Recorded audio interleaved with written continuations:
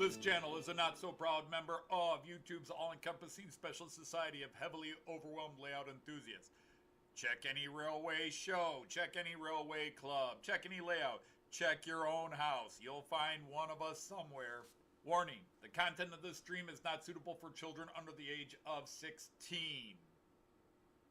The topic, language, themes, attitude, and personality of the presenter is not appropriate for anyone, much less children under the age of 16.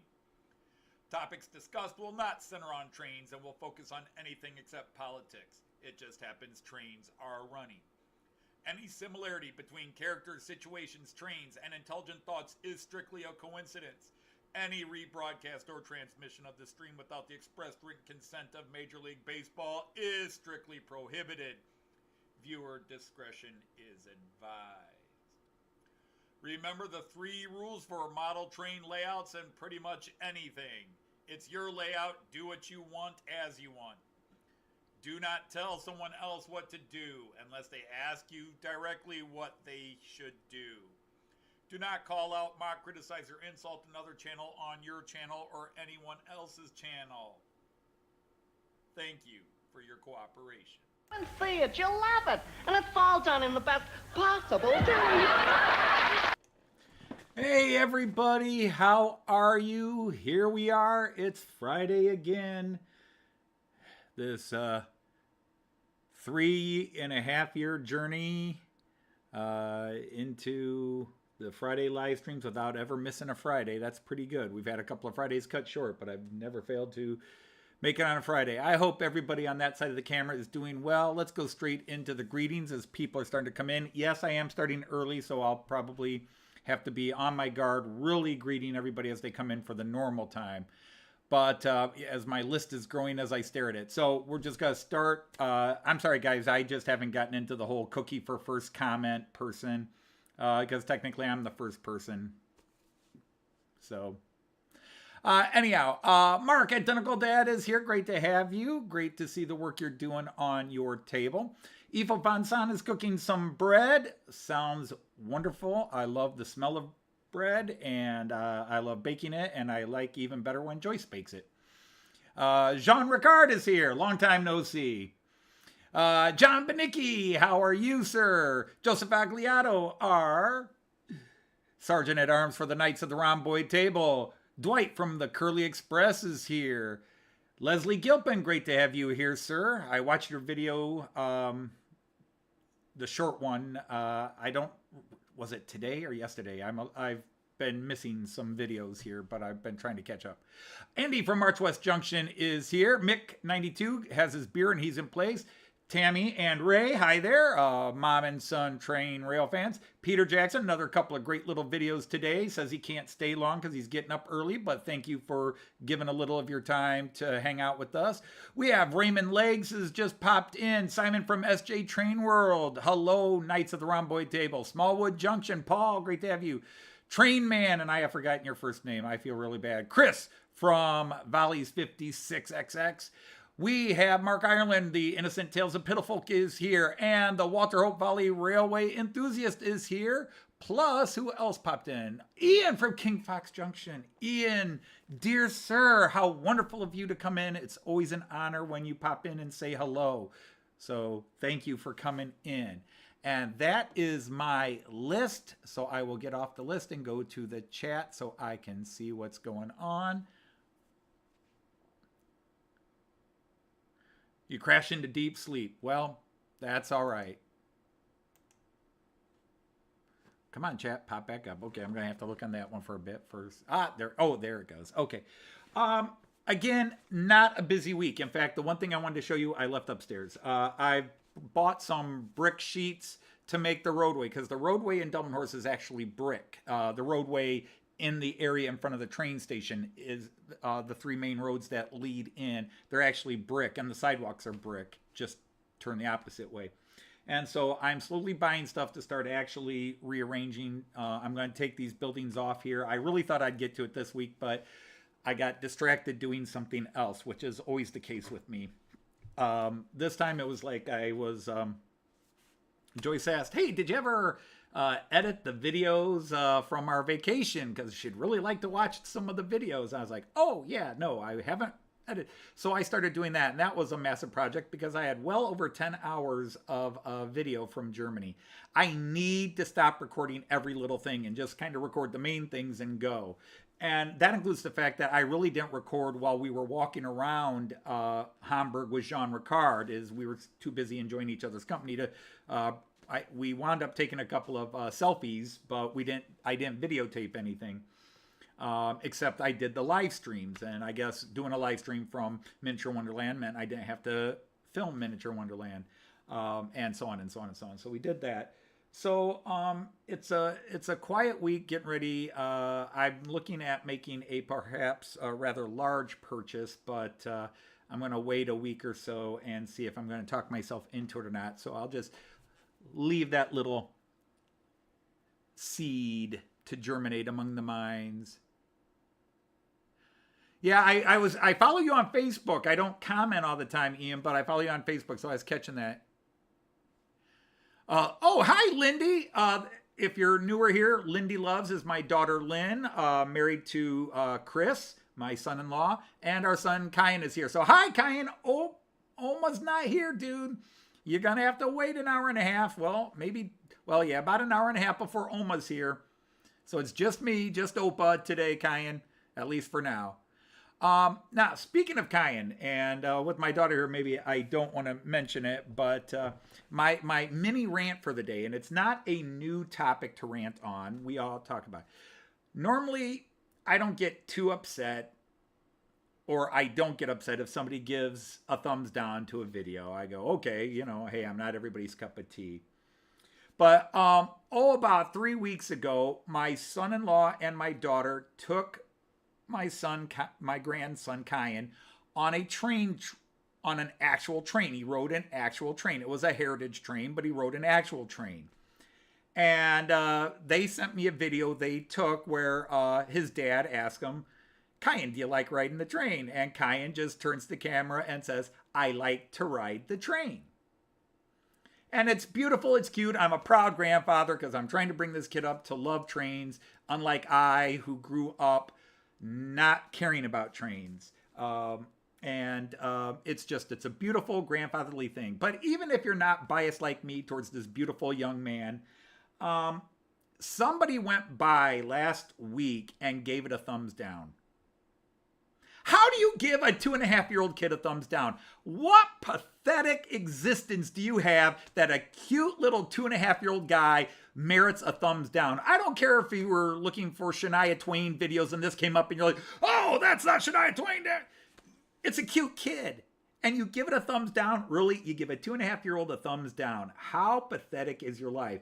And that, I tend to take those more personally because I just assume most people want to give a thumbs down. It's a person like, I hate that dude and I hate his grandkid too. Or, and that aggravated me just a little bit. Hi, Lee. How are you? I mean, how do you put a thumbs down? Now, it's got 31, 32 likes and 1 thumbs down. But it's a 2.5-year-old kid. How petty are you? But that's my little mini rant for the day. Otherwise, I don't have a lot to talk about, so we'll go to the trains. Now, before I show the trains, I want my aficionados. There's at least 4 of you here right now that know your trains and know your train consist, and I keep saying I don't, especially when it's outside my era. I only know Era 6. I don't know the history of locomotives. I didn't grow up with trains. I'm only relatively new. And as I was telling my friend Jean Ricard in our phone conversation earlier, I haven't had the big drive to go out and learn any more than what people ask me on my channel, so I can learn a little bit about the 101 and, what trains are passenger, the coding, the numbering system with Deutsche Bahn Rail. And on a couple of channels, people say, are a European expert. And I'm like, I'm not even a European expert. I'm not even a German expert. Era 6, I'm competent. In Era 6, I'm competent. And everything else, it's new to me. I spent my life in more academia, military history, and human social history, anthropology, stuff like that, as well as language and blah, blah, blah. That's not my area of expertise, which is why I'm probably into model trains, because I always like to join areas where I can be made to feel stupid. Hey, I see the plumber's here. How you doing, Steven? Great to have you here. So anyhow, so I decided, if you didn't read the captions, because I always tell what trains are running, and I give a little concept if I'm running a theme. I don't always run a theme, but about half the time I try to come up with some theme in my head. The theme today is I'm running all my old stock. Now, by old, I don't mean the oldest stuff I've had. I mean all the stuff that is not Era 6. And I have succeeded, except for a couple of freight cars, which I could probably go grab and throw on anyhow. But every locomotive and car is not from Era 6. Now, having said that, I had to create some consists that are not prototypical. Now, when I run my modern era stuff, I try to be prototypical. I don't like the prototypical word, but I want my Regiobahns to have 5 cars, including the Steuerwagen. I want my ICE2 to have the 4 cars and Steuerwagen. Well, 5 cars, including the Steuerwagen. My ICEs to be 8 or 9 car consist. And so on and so on. You get that. But otherwise, I'm not a stickler. If somebody's running their little 5-car ICE, I don't get upset by that. Like, oh, that's not. It's just for my layout, I want them to look roughly the way they would. Having said that, I just had to mix and match. And in some cases, I put certain locos with certain trains. Well, let me show you what I'm talking about, and then you guys can all laugh at. Well, the German fans can laugh at me. Let's see, where are we at? There we go, 11 lane view. So here we go. In front of you, you have a BR218, which technically is in an Era 4 paint scheme, but is more of an Era 5, Era 6 design. But okay, and it is pulling this rake of Era 4 cars that about half of them I was given to by Horst. They were given to me by Horst. And the rest I have picked up, and I've tried to make what I think would be, because I've looked in books, and Jean Ricard sent me pictures, and I think another friend, Roger, sent me pictures, and I tried to match the consist as best I could with the cars that would work, but there was some debates as to where certain cars actually go. But I'm running that one. Next to it, also in the ocean blue and cream, ocean blue and beige, is the class 220. And it's pulling an even older, well, it's actually pulling a more recent rake of cars, the matching cars. But even then, I threw in a car that you could have seen in a rake, but also I don't have a lot of these cars. So let me go ahead and pull this guy out of the way, and you can see the cars he's pulling. So it's got the baggage car and then 2 second-class cars, the Speisewagen, and then the first-class section. Okay, so that's kind of what you see there, and I'll stop that for a second. And then the 220 is pulling this small rake of... Whoops, I still got him going the wrong way, sorry. Or going backwards. But he's pulling this small rake, and again... the only car I know that is in the proper place, that's like, it's a mail and baggage car. And then there's the first class car. And then I've got a Speisewagen, which you might have seen, although that's not technically in the same livery. You might have occasionally seen those together. And then at the end is the second class car. And you know, this car goes to the end because it's got the end of train lights going. Okay, so then I am running 3 big steamers. I'm running the blue Rheingold, the Bavarian State Rheingold, beautiful train and with a 18.4 locomotive. Hey, Brian Finnerton, how are you, sir? Nice to have you. And then I have my other Rheingold with the 18.5 with the even more classic looking cars. I really love these, the cars with this set. And then I have those Prussian cars, but I'm not running the Prussian cars with a Prussian locomotive. I'm running it with my Christmas 01 train, and I'm doing that for a reason because even though it doesn't work, I don't think you ever had an 01 because an 01 is a newer steam locomotive.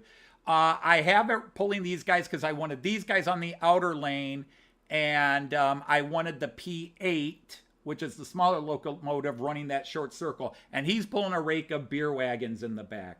So having said all that, I'm going to put the rest of these trains in motion for now. Oh, he's going way too fast. I got to slow him down. I mean, I know he is a express, but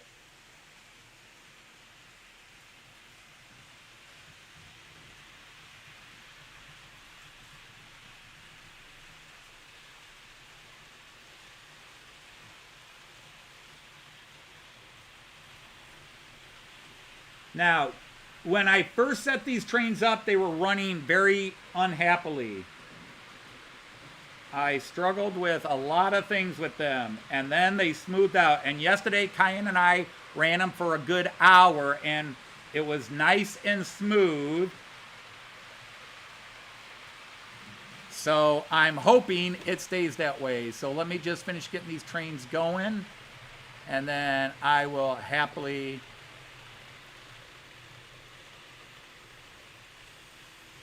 But yes, that is my Christmas locomotive. So,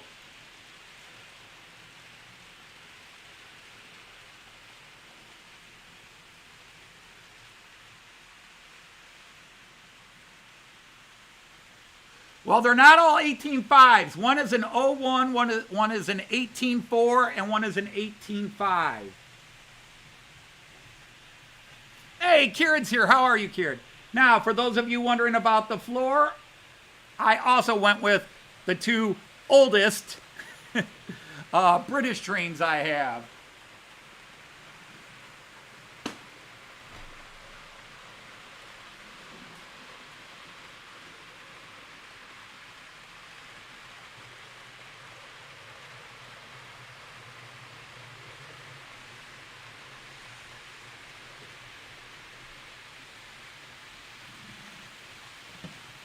So I have the Mallard.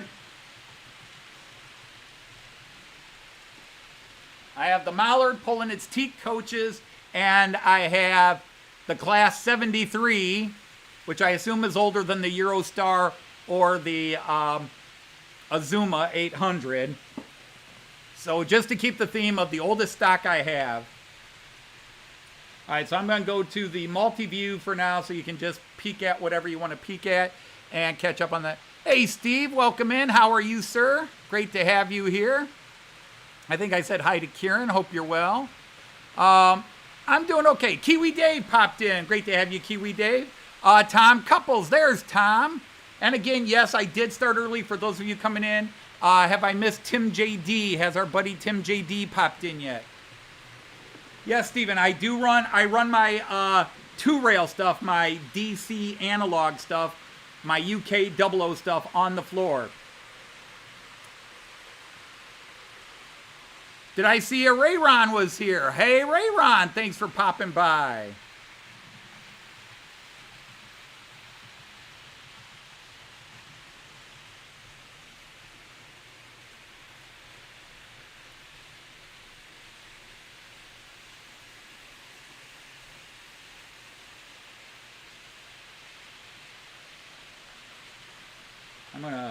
Now, all of these trains, except for the Prussian one, and maybe EFO could tell me if I'm wrong, all these trains are technically express trains, the German ones I'm running, except the Prussian one. I don't know if that one was classified as an express or not. But all the rest were technically expresses.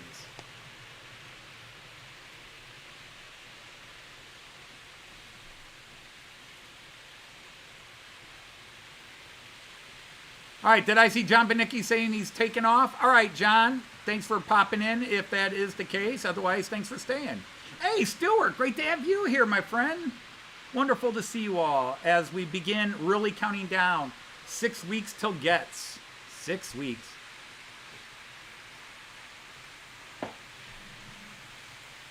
Yeah, the 218 is definitely not technically. I guess I was thinking more of the cars as opposed to the locos. Because I don't think you would have seen a 218 pulling those cars. I think the 220 would have been more appropriate, but the 220 is not like going up the incline. Even though on first impressions, it went up the incline well. It does not like going up the incline with rake of cars, especially a long rake of cars. And the 218 is just like, let me at it. I can handle this, no problem. The 218 is ready to fly. Even at its maximum speed of, I think it's checked at, yeah, at 140. The 218 maximum speed on my CS3 is at 140. It definitely seems to go fast. That Bavarian railjet, Bavarian railjet, that Bavarian Rheingold goes fast. I think I've tried to adjust the speed dial on it, but I think it goes a lot faster than it's supposed to be going. I think it's 70 kilometers an hour, feels more like 100 kilometers an hour. Hello, chat. Travel question, spending. Local trains would have the compartments. Right, right. I'm learning that one.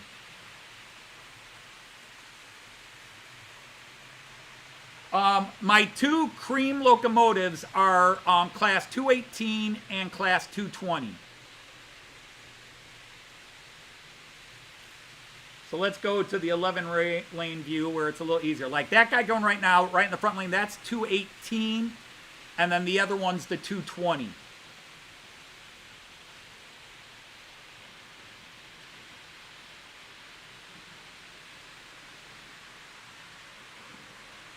And he's, you'll see that other guy coming in the back. There you can see the 218 going up.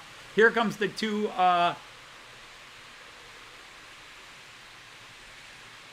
yeah, there you can see him in the back. That's the 220. I'll leave it here until he comes around a bit.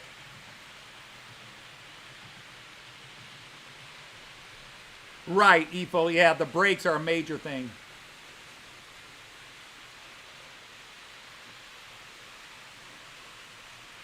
Hey, Mark from Model Railway Fantasia, great to have you. Langton Road, I believe, is also Mark, unless I have forgotten. Or I'm thinking the famous baseball player, Mark Langton. Oops.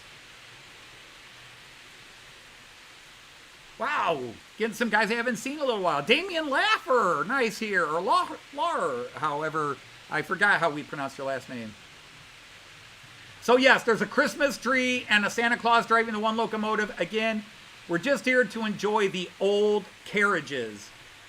And if you enjoy the old locos, great. But other than the two Rheingolds, nothing here is really prototypical. The two Rheingolds are pretty much as is, although both Rheingolds probably would have had at least one other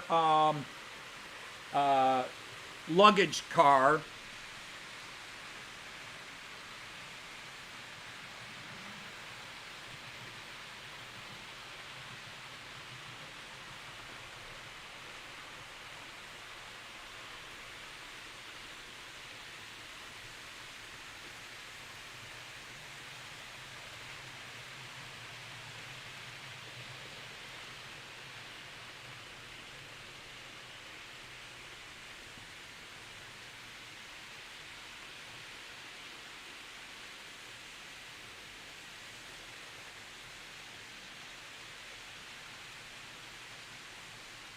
And I certainly would love to finish off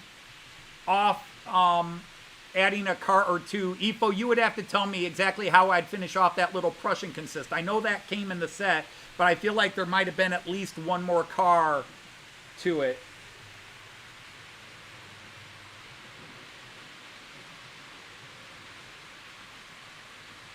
But this whole idea started off as an idea as a tribute to Horst, because he gave me all these older cars, and our trip to Germany, because and run some of the stuff I bought in Germany. And then I just thought, I was talking to Jean Ricard earlier this week, and or no, it wasn't this week, it was last week. It was before last week's live feed, and he was saying he wanted to see me run these old cars that I had picked up. He really wanted to see a couple of consist of these old cars. So I did the best I could. And we debated on the proper consist of this one passing in front of the screen now. What would be a more prototypical lineup.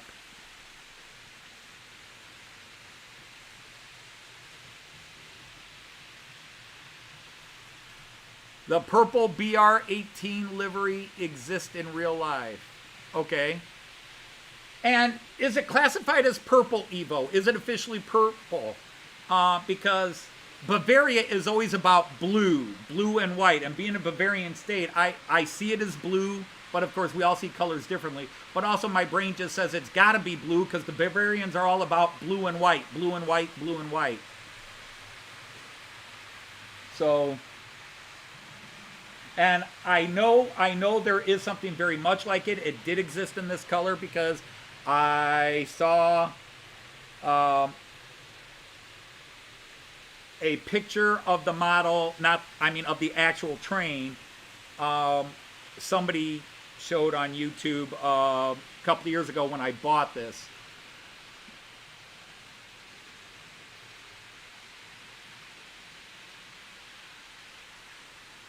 So a mail car and express goods thing. All right, then I need to find those.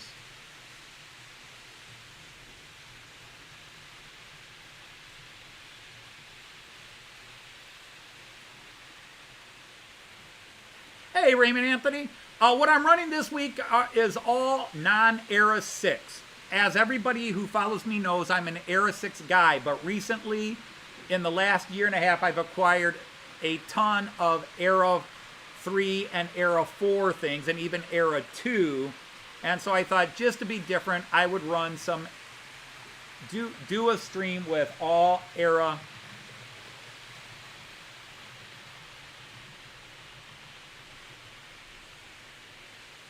all non-Era 6 stuff.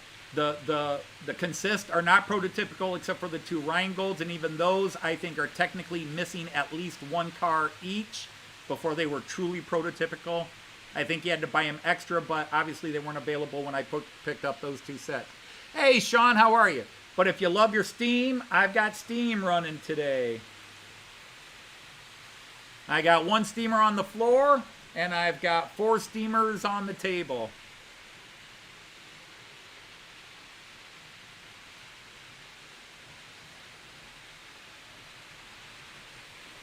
I am running every steamer I own except for that Emma, that little Emma one. And I keep trying to figure out a way to get it, but those stupid headlamps that stick out so far create issues in certain places.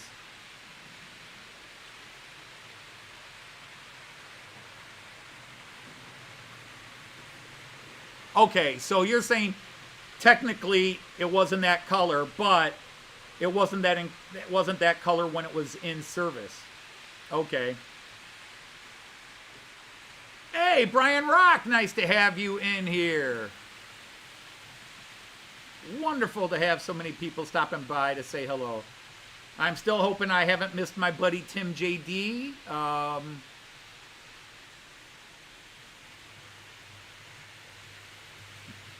Yes, that's true. Because that first picture, when you showed that little video and you said, this will be a nice place for me to spend each morning.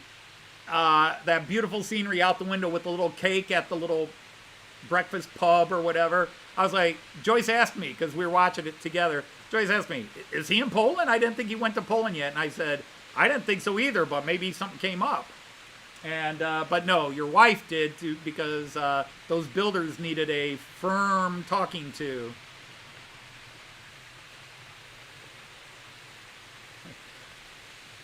You like the bridge over the track? I got a bridge next to the track. But hey, it's a table where I have stuff stored. This, and plus the table actually protects the trains. The table is there and it forces people to walk around if they're blindly not paying attention to the track on the floor. But I just think of it as a very fancy British. What do you call those? The little walkovers between platforms, the platform walks. But enough of that. Let's go to some of the cameras. Okay, they just left there, but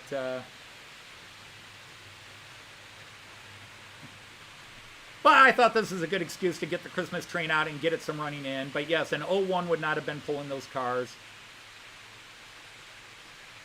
But there comes that Rheingold. which is very beautiful until you get up close and look at how cheap the lights inside were done. It's beautiful. They're beautiful cars, exterior, interior, except for the way they did the table lamps. And then the real one with the beautiful lamps, the Tiffany lamps inside, that Rheingold. But of course, this is not the best camera. This is a camera I'm going to be replacing with a good 4K camera soon. Yeah, to be honest, Ifo, I think I have seen, I'm pretty sure I have seen the original, because I've seen Bavarians that were not this blue, and said, okay,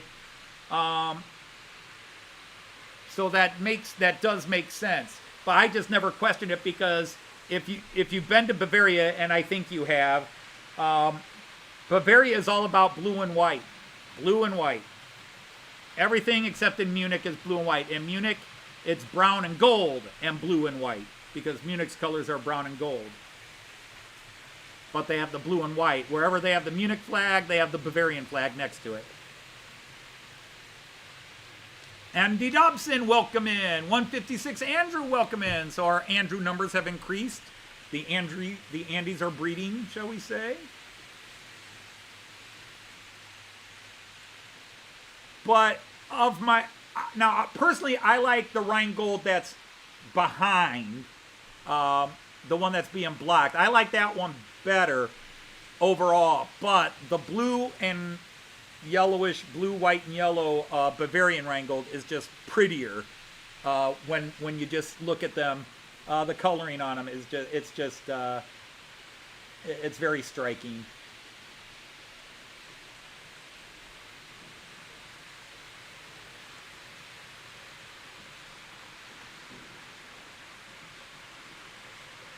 But this is a new camera. It's not a new view, but it's a new camera, and this is a 4K camera. I'm slowly changing everything out and going 4K so I could try to do a 4K live stream someday. Black and red. Now, I have seen a couple of black and red locos, and yes, I do like them. My Christmas train is black and red. Black on the top and then all the red kits on it.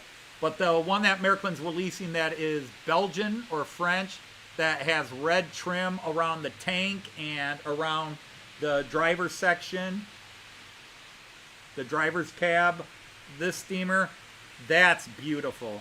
I have got that on my wish list, as in if I get really stupid, I might buy that one when it comes out. But I think my 01 is just a beautiful, it's probably my favorite steam locomotive of my German collection. Now the P8 gets my heart because of its story and how I got it, and the fact that it's a really old guy and it's running. But just in terms of design, the 01 just is my favorite steamer of my German steamers.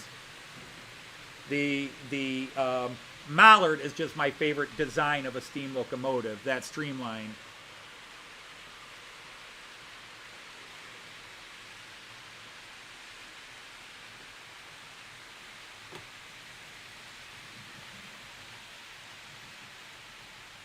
Yep, there we go, the Rheingold.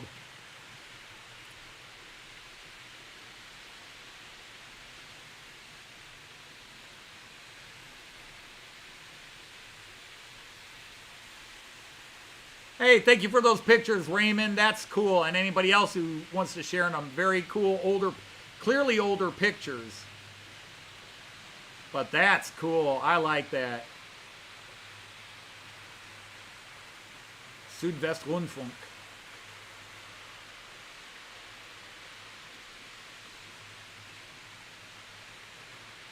Yeah, most cameras are going to have those issues, especially until you go in and really adjust frames per section, focusing things, and I don't bother.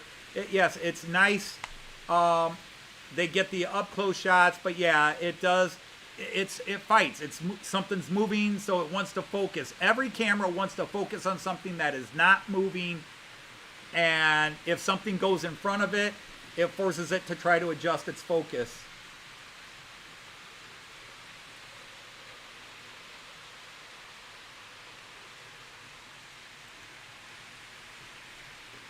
But the 4Ks do a little better with that. They don't seem to have that problem. This is a nice view. Get a nice long stretch of it coming through. And another guy is going to come around in a second, so I'll leave the camera here. And then this is a camera whose job has yet to be disclosed.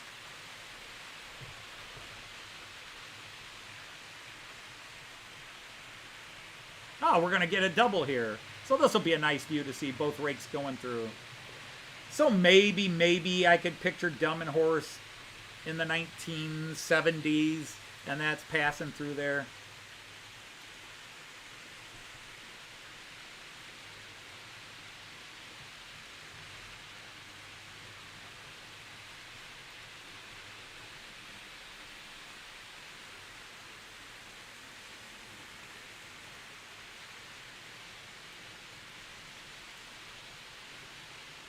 Yeah, and then the Rheingold was pulled by the 103s, so that's what you got going beginning in 77. Or at least a couple of them were 103s.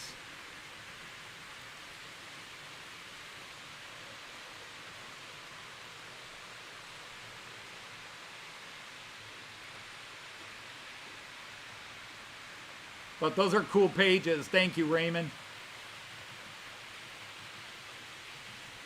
How often do I replace the traction tires? Well, I haven't replaced any yet. One train blew a traction tire, and I haven't figured out which one it is yet, because I found a traction tire on the layout when I was cleaning a few weeks ago. But when I found it, wasn't necessarily right after it lost it. It might have been there for a couple of weeks. I was just cleaning in that area. But I found a traction tire. I do have spare bags, but I figured I'll replace them when it's clear they've lost one.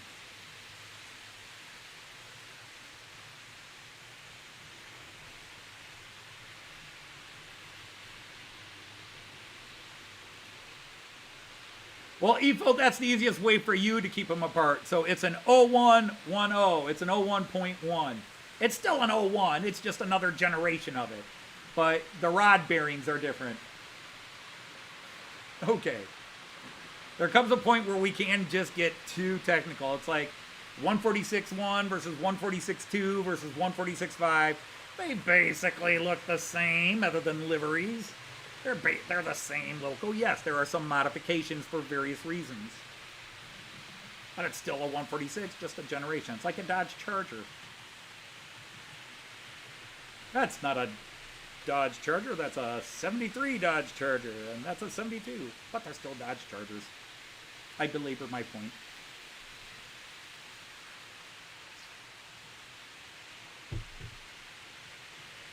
Jean Ricard, it goes beyond. In terms of livery and coloration, no, I won't call them my favorite, but the story of how I got them, just the amazing beauty of humanity in that 5 days Joyce and I had in Bamberg and all our interactions with Horst. It's just one of those moments you'll never forget. It was just, it's one of those things, you know, you go to Bamberg and there's all these cool things to see, but the thing you come away with Bamberg is this guy we met. This person we met. You know, I went to Liverpool. I'm a huge Beatles fan. All these beautiful things in Liverpool to see. And I met Lee, and that was so cool. And I hope Lee forgives me and Jackie, because it was beautiful to hang out with them.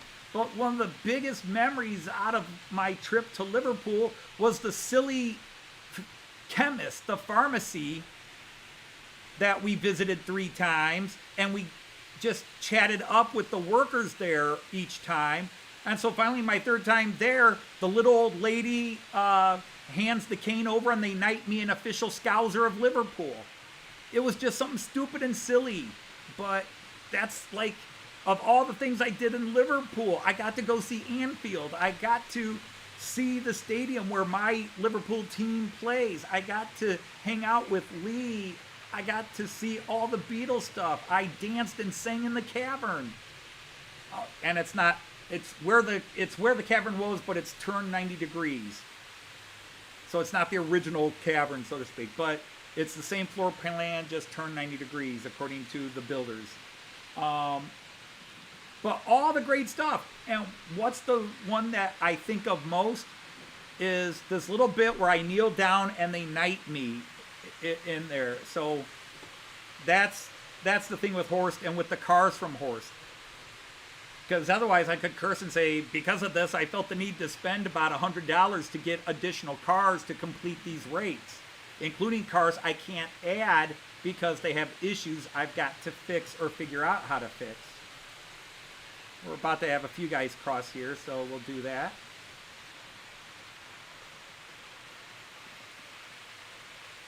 Yes, I visited Lime Street. I looked for Maggie May, too.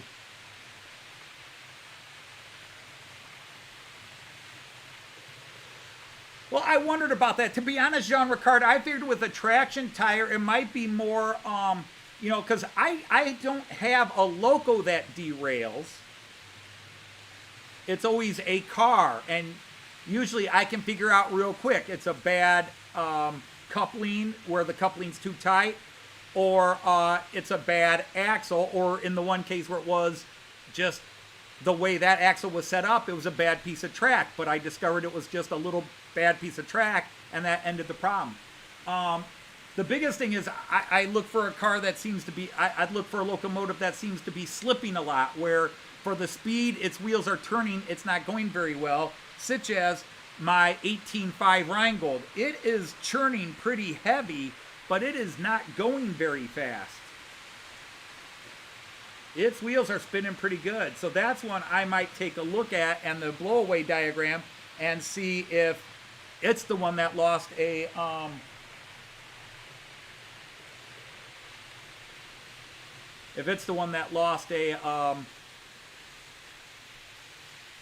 lost the traction tire.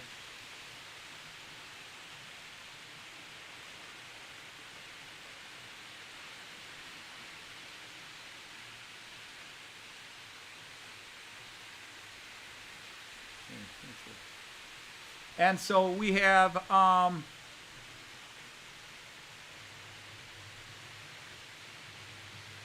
is that a cathedral in the background? Yes, it is. What's the best picture to get it for you? Is it Joyce View? It's a paper model of the Cologne Cathedral. It's a paper model of the Cologne Cathedral. It was in my classroom. I bought it, and my honor students put it together during German club. But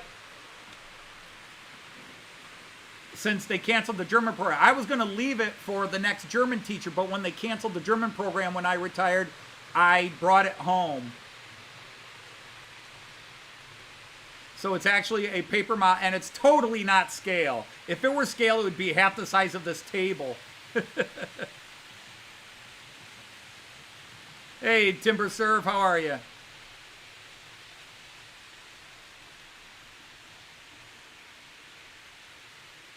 Absolutely, Raymond. We've had a couple of times where we've had the shorts on live streams. Don't jinx me.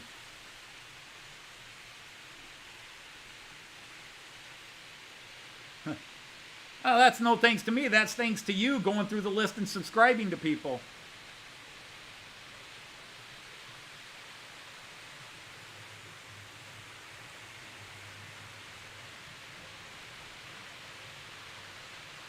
I'm going to go to the multi-view for a little bit, just so you guys can... Well, before we do that, we'll just take a quick check on the floor cam. How are those UK guys doing? Doing just as fine as always. The Beatles! All right, Stephen the Plumber, thanks for hanging out. You're off to another exhibition tomorrow. That's cool. I've got one exhibition in 6 weeks, and that's it.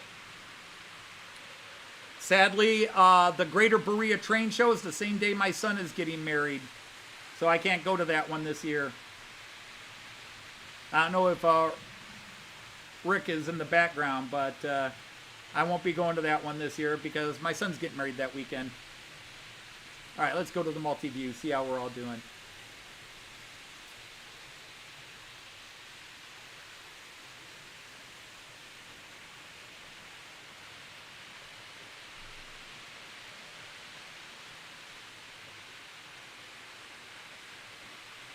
Well, Brian, if there's a way I could buy you a ticket on a train, I'd do it.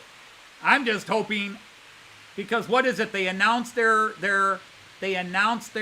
strike dates 1 month in advance, or they have to announce their strike dates 1 month in advance.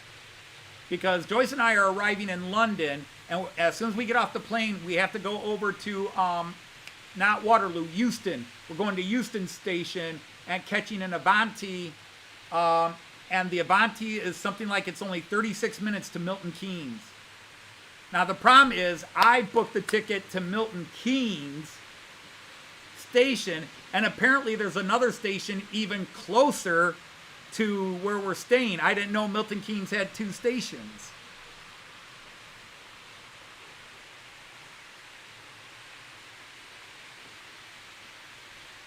Yes, Damien, I was it. We had 1 teacher.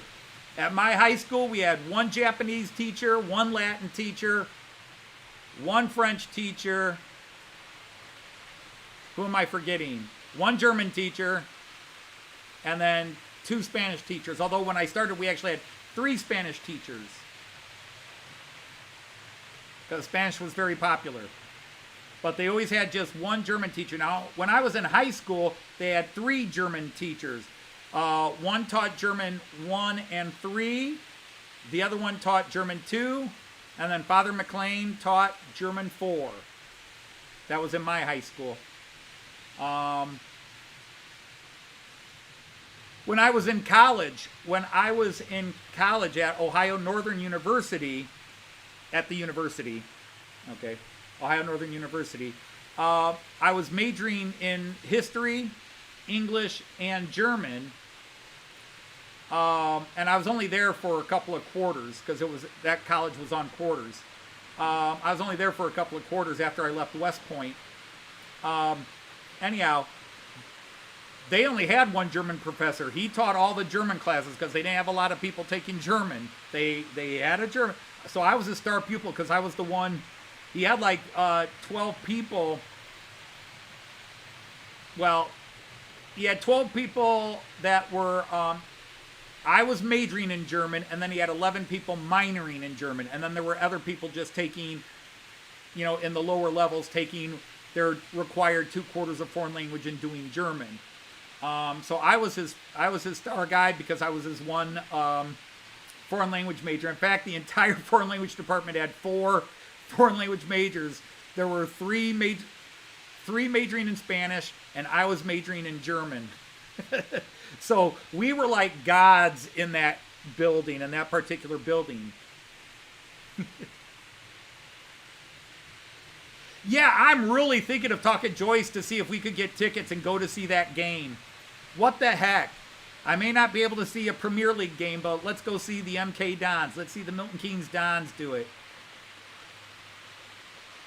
Ah, you're in Coventry. Very dank and bleak there in Coventry. That's a shame. Oh, well, thank you. I figured there was a bus, or if worst came to worst, Joyce and I would take a taxi. But, we're going to be arriving. For us, it's nonstop. We're leaving. We're arriving in. We're leaving Detroit at 6 p.m. our time.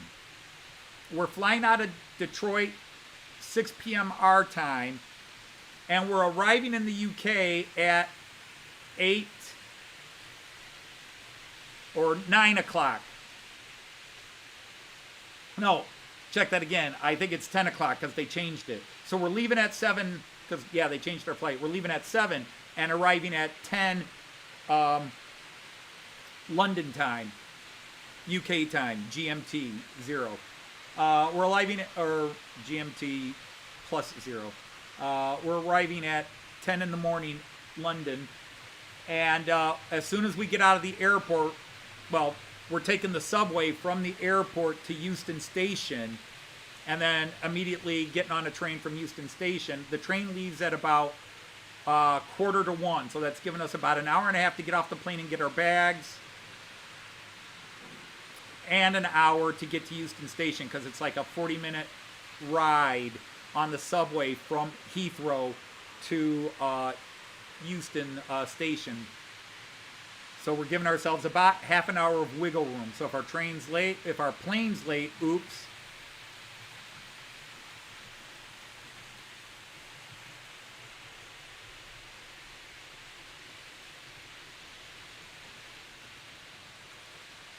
Okay, a lot of cool links being shared here today. Okay, so that works for us. So Stanzy, thank you for that.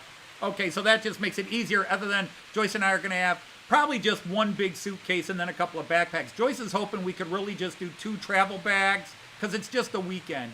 But just in case I buy stuff, I think we're going to take 1 small suitcase. But like just take a couple of duffel bags and a backpack. Because I'm still going to bring my computer. Because I'm still planning on doing my Friday live stream from Getz. So I just hope the hotel has Wi-Fi. And if not, maybe I'll try to do my live stream from a main room at the hotel. Because we're at Doubletree. We're at the Doubletree Hotel right there at the stadium. So I'll do the live feed. And maybe just anybody who walks by who wants to be on my live feed. All right, hang on. I got to write these down. Where's my notepad? Where's my notepad? Dagnabbit. I have 80 notepads in this house. Why don't I have one here?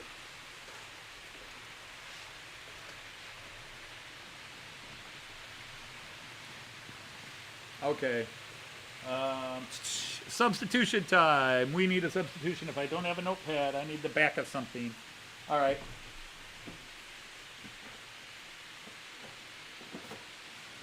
So, Evo says, or who was it? Where is it? Now I lost it.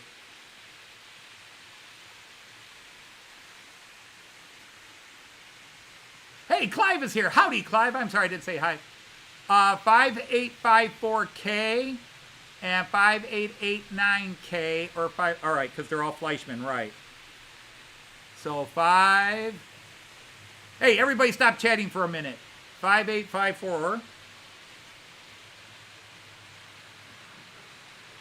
5889 or 5885. Thank you, EFO. I appreciate that. 5885K.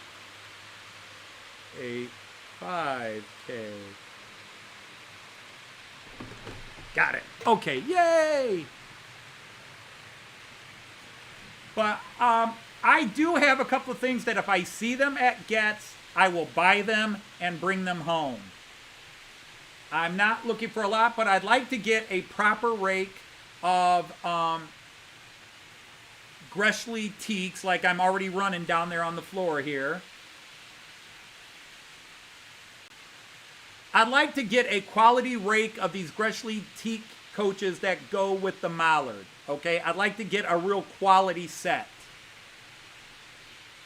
These are the El Cheapos, and they're exactly numbered the same. It's 3 of the exact same car, and I'd like to have them, the classes set up properly, the different names or car numbers. I'd like to get a quality set of that. And then I'm also looking for, I might pick up a Daypole Class 68 in the TPE livery, although I guess the TPE livery, because is TransPennine officially dead yet, my UK guys?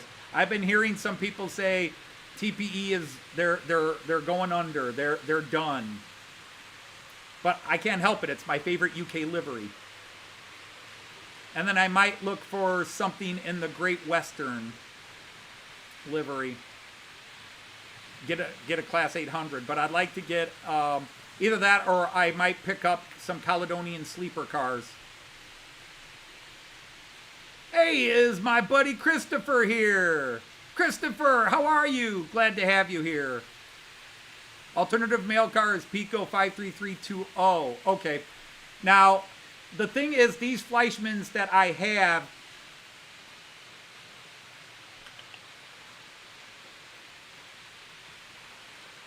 No, that would work because they still have the NEM pocket. So, yeah, I could work on that. So, the Pico 53320. Because I'll tell you this, not kidding aside, I'm going to eBay as soon as the stream is over and looking for those cars, EFO.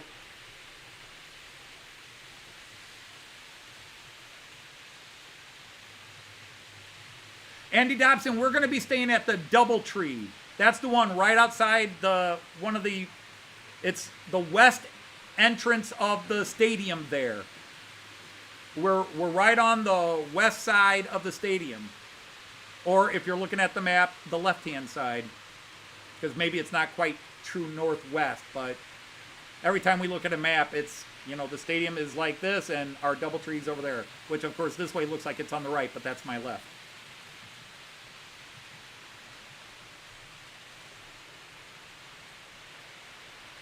It's actually easier to find old Märklin on eBay than newer Märklin on eBay.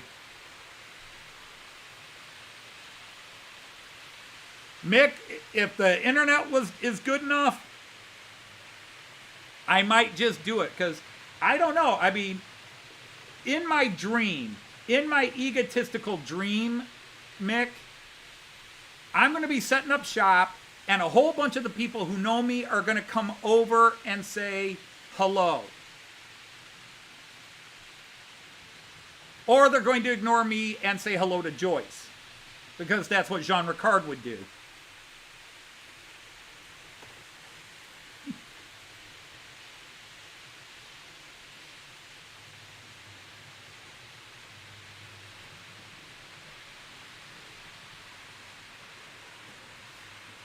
Yeah, LinkedIn, I forgot which one I looked at, and yeah, 45 minutes is a bit optimistic because we do have to, but I thought we saw that there was one line that runs straight to Houston from one of the terminals, but otherwise, I'll pop out and go broke paying a taxi, but Joyce and I still have money on our, Oyster card, that's it. Yeah, Joyce and I still have money on our Oyster card, so we figured we'd take the subway since it's not free because we already paid for it, but we don't have to pay for a taxi or something like that. Just go. Because, see, the sad thing is, if I were driving, if I were willing to drive, there is a car rental place, and the car rental is not bad. And I could have booked it already and gotten a discount on it because I'm a member of a couple of travel things. I could have booked it. And right out Heathrow Airport, there is I think it's a secondary UK highway, and that goes straight up to Milton Keynes. You kind of curve a bit, but it really it's a straight shot. You don't have to suddenly turn left or turn right. It just goes up, and you just stay on the main road all the way up, and it goes straight up to Milton Keynes.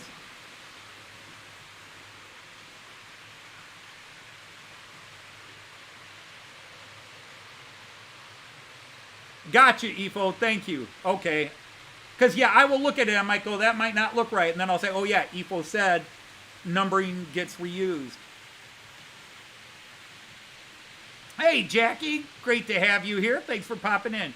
I am well. Joyce is working, which means she's not well. God, I feel like I've been on an hour and a half already. I started early. And that is the big thing. I talked to Robert Train a while ago, and he asked me if I would start a little bit earlier for the old-timers. And then Jean Ricard said... Jean Ricard and I had a brief chat today. We were only on the phone for 2 hours, 2.5 hours, however long it was, Jean Ricard. And that, considering Jean Ricard and I have talked for over 3 hours on the phone, 2 hours and 15 minutes or so, that's nothing. But anyhow, Jean was talking about, could I go on earlier? So I think I'm just going to start going on 3. Just start going on at 3 my time, which is 8 UK, 9 Western Europe. Technically Central European time. But except for that part of Portugal, and that is Spain and Portugal, that's in the same time zone as London. Raymond, did you already look one up? Oh, jeez, hang on. Sorry, guys, I'm going shopping. Oh, a lot of 3 Hornby. Oh, you did that shopping for me.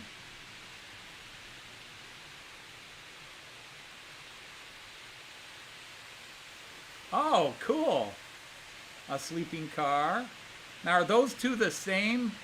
All right, so those are both 1318, and the top one is the one where I've got 3 of them down here.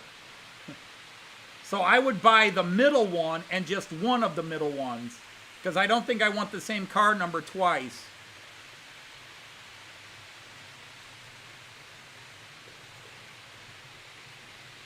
So the top one, I've got 3 of them right now, and but I would get one of the sleeping cars for sure. 2 if they had different running numbers. But that's my problem. The ones I have all have the exact same running number on them, and since the UK was very bold with their running numbers, you can get away with it on German trains because the running numbers aren't really very blatant, at least nowadays in the modern era. But the UK, they're very bold. But thank you for that. That's definitely something. I'm going to put that on my watch list. I'm going to put add to watch list on that. So thank you. $75. That's a little steep, but it's something to look at. Bam. Yeah, I'll be going to eBay right after the stream and looking up some cars. Hey, Randall Ellison's here. How you doing, my buddy? All right, Peter, thank you for hanging out with us. I appreciate it. So many great things people could be doing on a Saturday, and some of you choose to spend it with me. That's sad. But anyhow, going back to doing a live stream from, you know, I could, if the Wi-Fi is good, the quietest place would be our hotel room, if the Wi-Fi is good enough.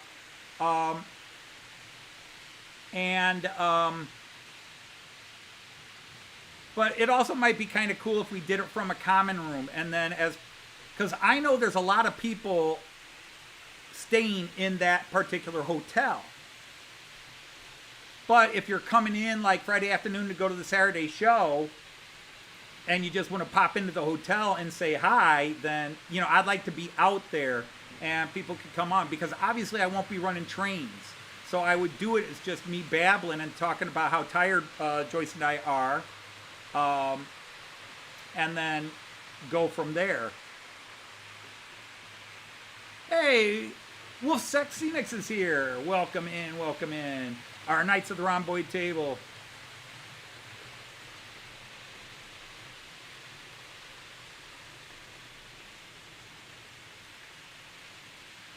Yeah, Mick, that's the thing. We've already bought our ticket. We've got an Avanti. We've got an Avanti that is 36 minutes from Houston to Milton Keynes. 36 minutes. When we were looking at other trains, when we were looking at LENR and I forget who else we looked at, maybe it was Great Western, and they were booking us. The trains they were giving us were like an hour to hour and 40 minutes, hour and 5 minutes to an hour and 40 minutes, depending on when you went. And then all of a sudden we see Avanti, 36 minutes. It's a non-stop. It's Houston, Milton Keynes. Nothing in between.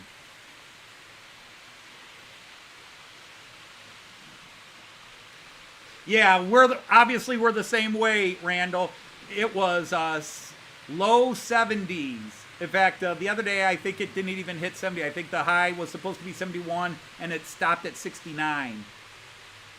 And we all know why it did that. But be that as it may, yeah, next week we're supposed to get into the mid-90s again. Ugh. That's just one of the reasons I don't live where you live, Randall. I can't handle that summer super hot and humidity in Tornado Alley. Although Toledo's been Tornado Alley. We have had Toledo itself got hit by a tornado. The north end got hit by a tornado this year. And there have been 4 or 5 different tornadoes within 20 miles north of Toledo, and another couple within 20 miles south of Toledo.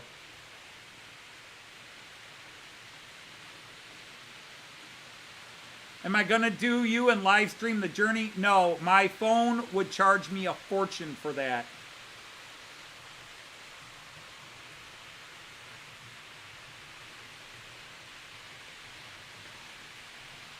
Okay, well, like I said, we already bought a ticket on Avanti, so we're already booked.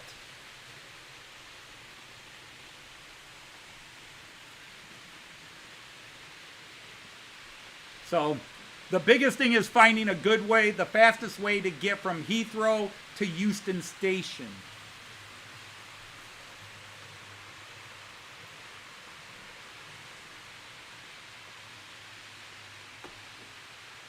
Everybody's throwing up eBay, so now I'm looking. What have we got? What do we got? What do we got? eBay.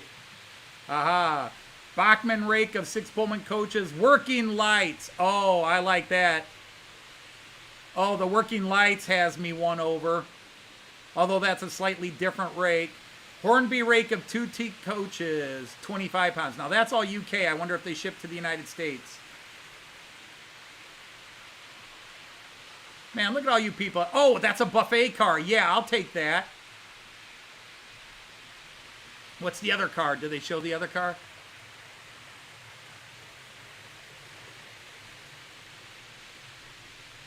Are they both buffet cars?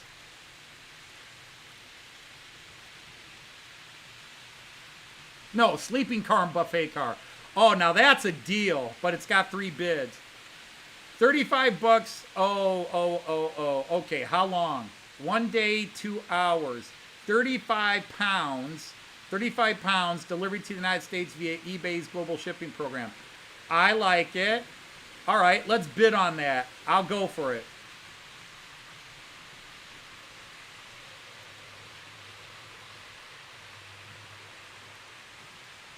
Yes, it's me, you doobity douche. All right, I'm gonna do a bid. Oh, let's do that much. Okay, I like it. I like it.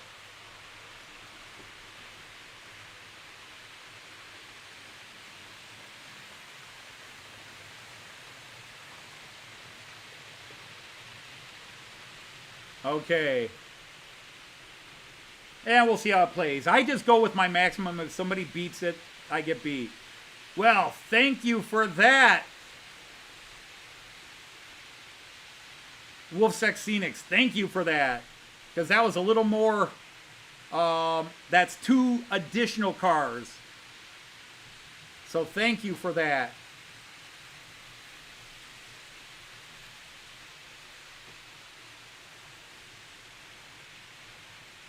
I'm sure a bunch of people are going to organize meetup times and places.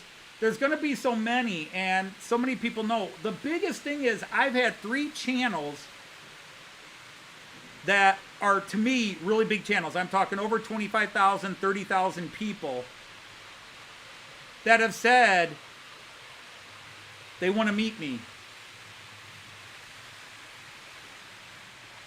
And I'm like,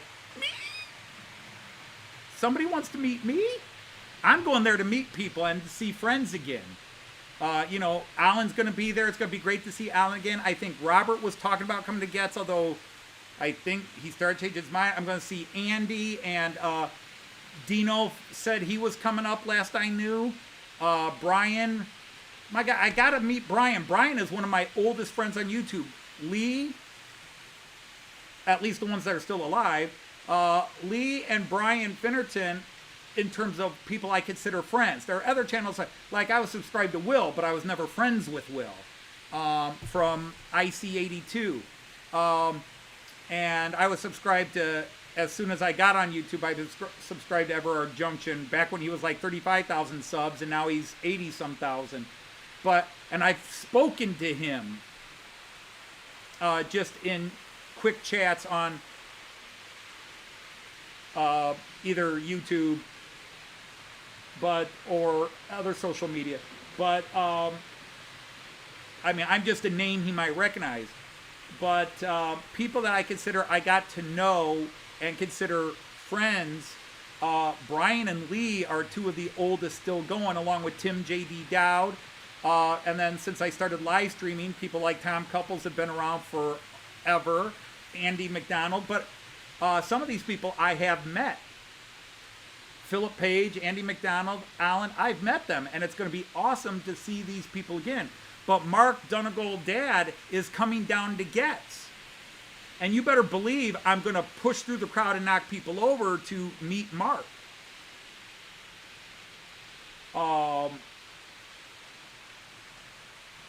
Along with people like Andy and that. And by the way, if anybody else wants, You know, so there's a whole bunch of people are going to meet, but many of these people have met before.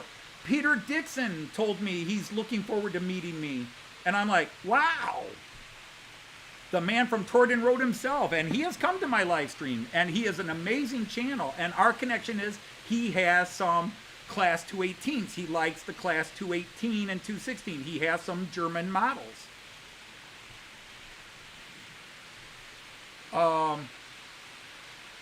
He'll be YouTubers Anonymous. Hey, there's Terry from Little History. No, this channel will never, ever. I mean, I am almost at, I'm at 1570 something. And I'm amazed I'm that far. But I will, if it's possible, I might break 2,000. This channel is too lazy and too against the algorithms to ever become a big channel. Trust me. I was hoping my comedy stuff, the song parodies, not even my train stuff. I was hoping my song parodies and my Matt Clark stuff would catch the comedy side and branch out and go viral and bring people in. Unfortunately, that didn't happen. And, or at least hasn't happened. It could still happen. And I've been told by friends and people that say, well, you have to get on multiple social medias. You got to get on Instagram and promote yourself there, and you've got to get on Twitch. You got to get on Twitch as well and get your stuff on Twitch. And I've toyed with the idea of starting just a comedy channel on Twitch. And the problem is, if I went to other social media, I'd be spending time on that social media and not spending it here. And I stopped doing certain things on my channel, even though they would have brought in more subscribers, because what I really want my channel to do is what it's doing right now. I am small enough, or at least, even with 1,500 subs, I only have about 100 to 200 people that really pay attention to my channel. And out of that, about 40 to 50 come and chat in my live stream. And 30 to 40 of those people I consider good friends. Many of them I have now met in person. And the other people, well, you're newer and I haven't gotten to know you as yet. But the best thing is everybody that I've become friendly with and met in real life, we both have the same reaction. You're exactly like who you are on YouTube. So the reason we seem to like each other paid off. The day I spent with Alan was a gift from the gods. Hanging out with Jim at Hover Motion for a day in his loft was an absolute fanboy wet dream. Meeting and having Philip Page go out of his way just to meet us for half an hour at a station platform. Just because he wanted to meet us. Hanging out with Tim J.D. for 3 days. Hanging out with Jean Ricard for 3 days in Hamburg. These are all, to me, what YouTube is about. Meeting people. Hanging out every Saturday and joking around with Artie. Getting to know Randall Ellison as much as I have over the last couple of years. Because Randall is such an awesome guy, as you all are. But I found out that's what I wanted for YouTube. Not, fame would be nice, but I'm not doing the things to truly draw fame in the model train world. And people have told me, you should put your comedy on another YouTube channel and just stick to trains. The problem is, I'd be more on the comedy channel than I would be the train channel. The only time you'd see me is Friday live streams. But what I'm doing here is what it's about. And in some ways, I wish OBS could allow me to set it up with StreamYard, where I could both have people come up and chat with me while also having the multiple cameras going. And there is a way you can do it in StreamYard, but you have to have do their pay system, and then it's still a bit of a thing. Bernie, before he passed away, figured it out and then couldn't get it to do it again. All right, Simon says he's taken off. Hey, Graham from Leamington Station is here. Yeah, Graham, it'd be great to meet you because, I mean, there are people that at the height of COVID, we were seeing each other every day. We were talking to each other, and more than, an hour in Chris Whittingham's, an hour, 2 hours in Tim Wells' live stream, Christopher's Hobby Blogs live streams. And we all followed each other. I used to always call it the live stream crawl, the YouTube pub crawl. We just went from live stream to live stream all day long. And some of these people, I've said it many times, but people like Tim Wells do not know the blessing they truly were during the height of COVID. Tim Wells' live streams he thinks we exaggerate. I don't exaggerate. It kept a lot of people sane. It kept a lot of people from going completely stir-crazy nuts. We loved hanging out with Tim, hearing about Rosie and the two kids, watching Tim build, and some people would get impatient with Tim, and yet every time Tim built something, it came out beautiful. Even if some people harassed him about his methods, I would always just sit back and say, wait till he's done. Wait till he's done. And when he was done, he had all these beautiful layouts. My saddest thing is, he doesn't really do YouTube much, and he kept changing. And part of his changing was because people on YouTube would talk him into changing. He went from N scale up to 00, and then did the big garden scale, and then built the shed so he could build a big thing inside and have the gardens.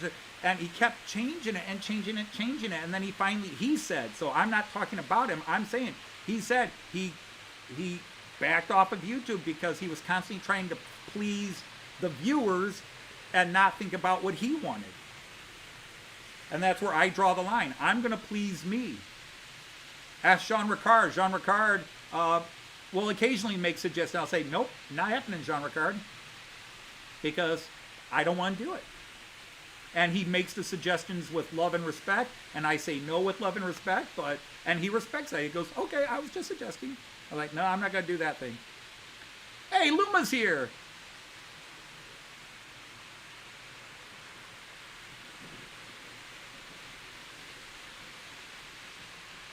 Hey, Luma. Come on, Luma. You've been around enough to know you'll hear anything on this channel except politics and, well, and we cover a gray area on the border of politics at times.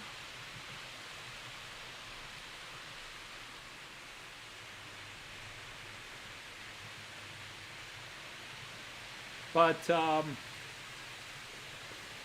because that's it. My comedy stuff is what I'm really proud of. The parody songs when Joyce sings. And Joyce, by the way, here's a little bit. When Joyce has time, she's got a bunch of songs she's going to sing, but Joyce is going to go back and has agreed to re-record some of the songs I sang, and she's going to sing them. I'm not going to change the video, but she's going to sing instead of me, and we're going to repost them with Joyce singing instead of me.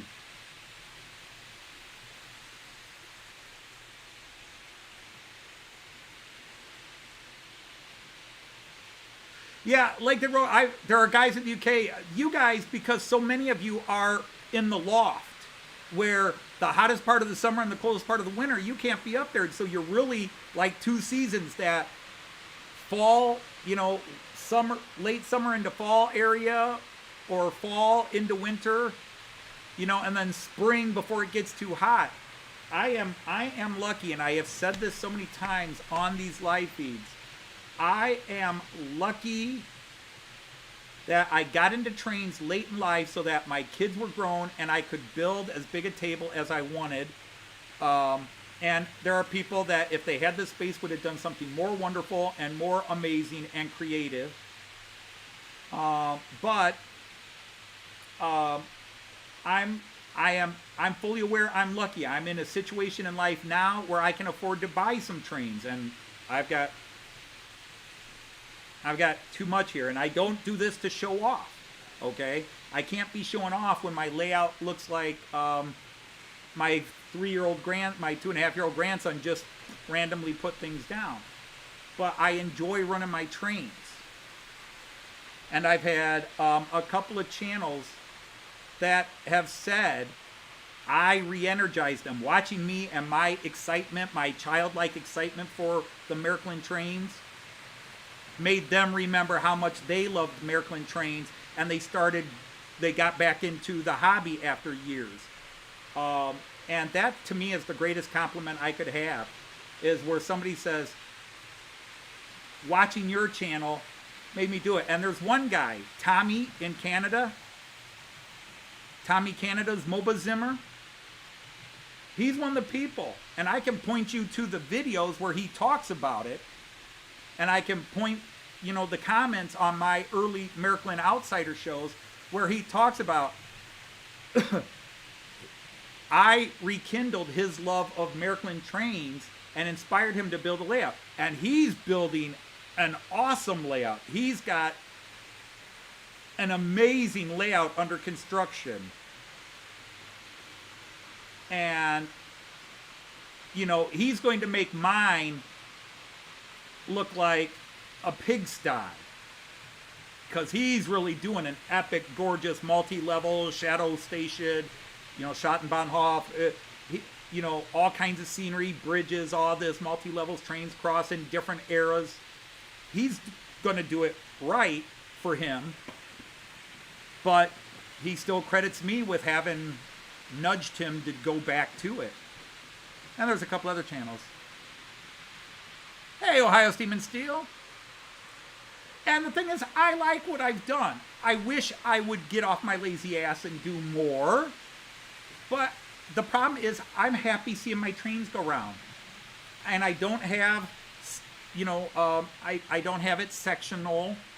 I don't use JMRI or iTrains or train controller.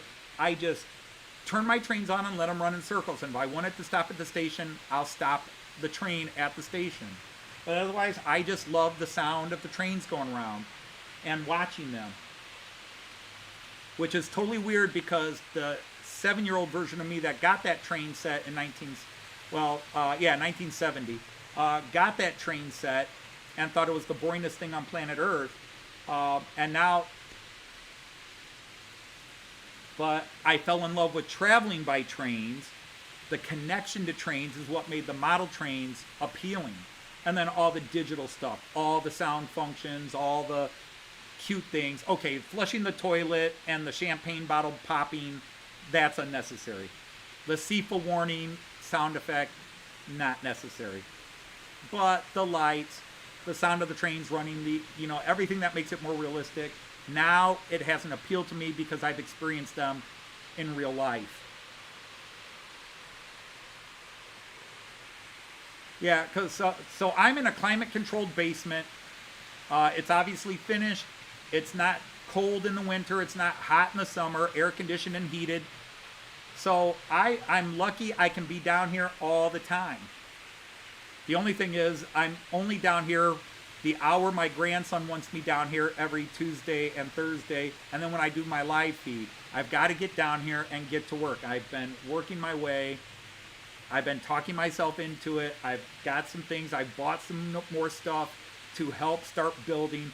I have a couple of other problems. As I start doing this, I still have problems. And part of it, I'm still cleaning. And then this week, I was all set to go. And then I got involved editing vacation video. And that kept me busy. But I haven't lost the mojo. It's just getting up early one morning and coming down here and start finishing, cleaning, and moving things around so I can take these buildings off and start drawing and laying out my road. Because that's where it's going to start. I got to lay the road. But even that still is held because I really want to put the town hall here, and I don't know how big it's going to be in 3D. In 3D. Because I'm trying to design it in 3D modeling, but I'm not good at it. I've been trying it with Tinkercad, and it's just doesn't look right. Now, the school that I had the exchange program with, which will also appear on my layout, Max Planck, that I'm doing well designing it in Tinkercad, but not the other stuff. Hey, Digger Evans is here. Howdy do, Digger. Hi, diddly do, Digger. We'll do a little alliteration to add a little levity. Yeah, and again, I am lucky, Randall. I have the space. I raised my kids, and they moved out and left me this basement because there'd be no other place to put this layout in this house.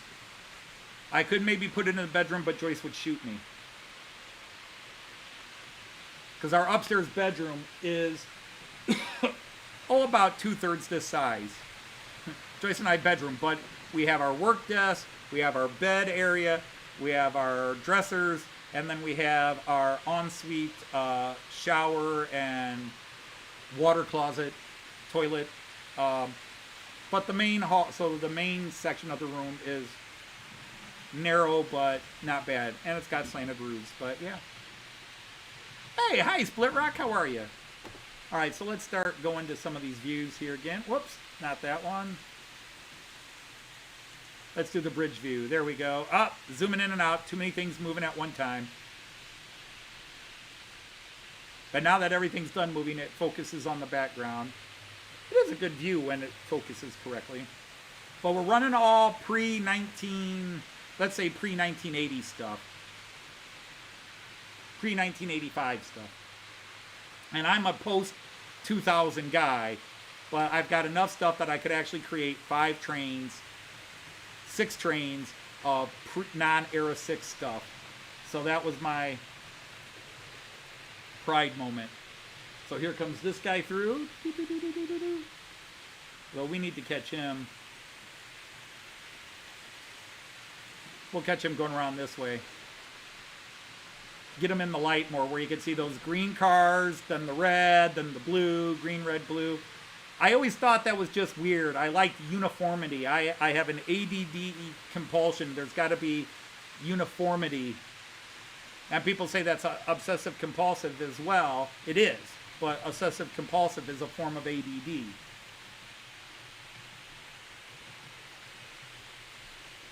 So now we'll catch this Rheingold going through.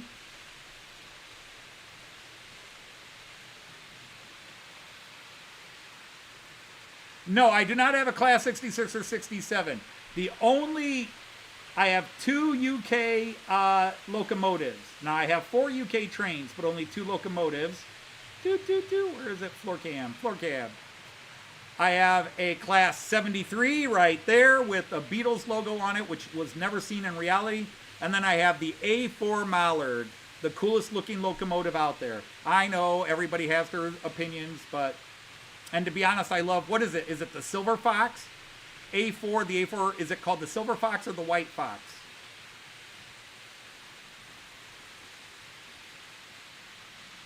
Is the one A4 the Silver Fox or the White Fox? That's a cool looking one. Chris had 2 versions of it, which I love. The late Chris Whittingham. Oh my God. He had 20, I think when he died, he had 25 A4s, and he had been bidding on 3 others. He was talking about getting up to 28 because he was bidding on 3 of them. But he had 25 A4s when he died. The Silver Fox. Okay.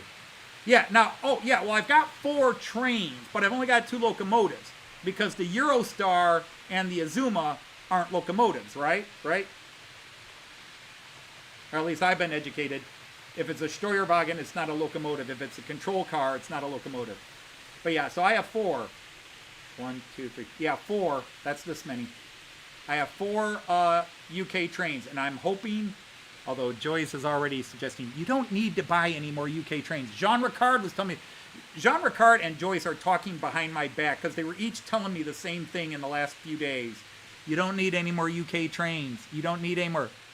In fact, Jean Ricard was telling me I should just get rid of the DC stuff. And I'm like, no, the floor layout stays. I would like to lift it up. And Joyce wants me to build a table up over.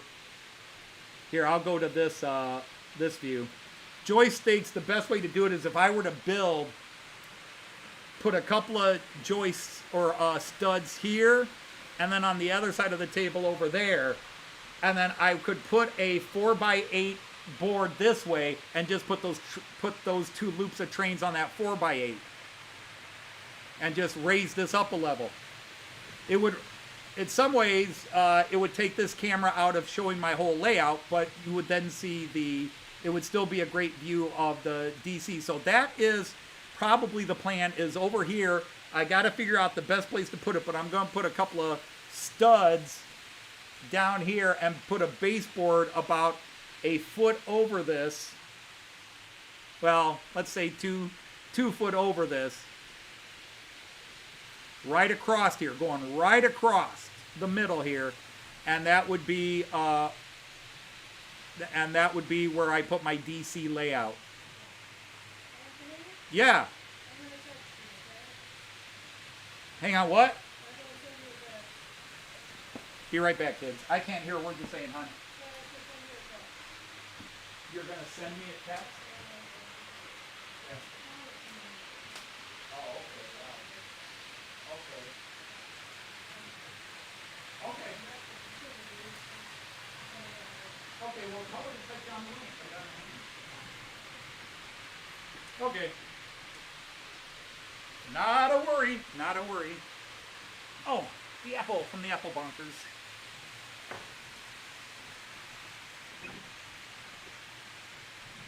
Hey, Lindy, I don't know if you're still watching, but did Cayenne finally fall asleep, or is he watching, or have you moved on to other things?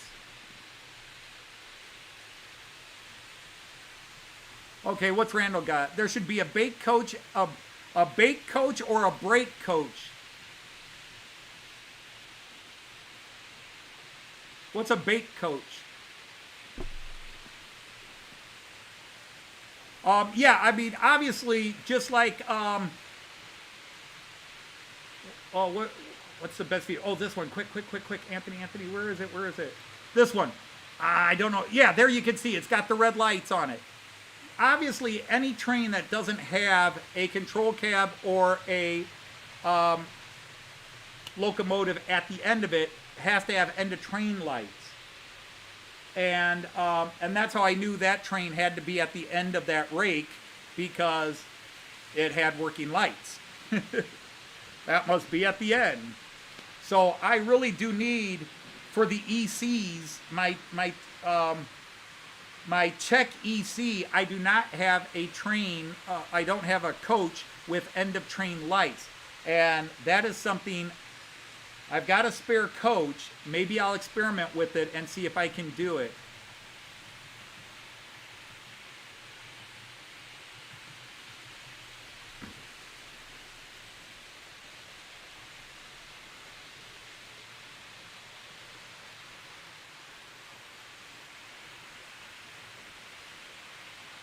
Well, the thing is, Thomas, I think Americans were always about size and power and not speed.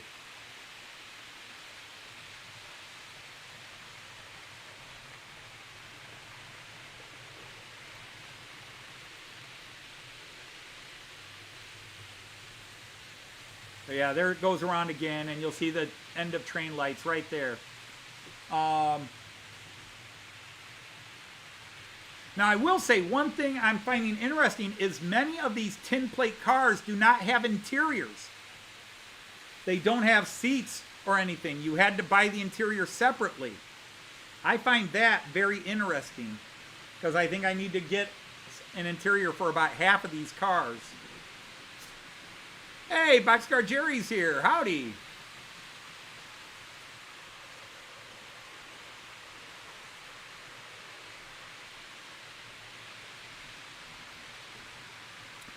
He's trying to convince you to put Opa on the tablet and Mickey on the TV. Well, there you go, ladies and gentlemen. You heard it here. Mickey has priority. Mickey Mouse has priority. Mickey on the TV, Opa on the tablet. My grandson has spoken. We know, as much as I try to be his favorite, Mickey outranks me. I've been beaten out by that stupid mouse.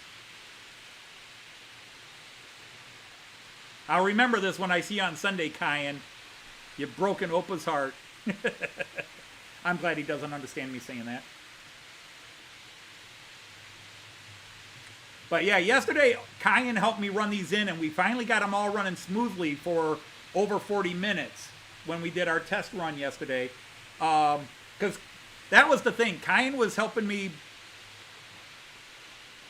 Kyan for 2 weeks has been sitting in this chair when we run trains, and I usually just run the Tuesday. I run the trains that I ran in the previous Friday live stream, and then I changed the trains out on Wednesday, and then Thursday we run. But for 2-3 weeks, he's been sitting in this chair, pointing at all the steam locomotives on the wall, like, "Opa, these trains bye-bye. Run those trains. Make those trains go." And he kept pointing to all my trains on the shelves. So yesterday, I think he was enjoying, although after these ran for almost an hour and smoothly for about 40-45 minutes, he started saying, "Okay, Opa, change trains." Then he wanted all the ICEs out. He started walking over to my ICEs because they're at the height where he can point them. "Opa, these trains now. These trains now, Opa."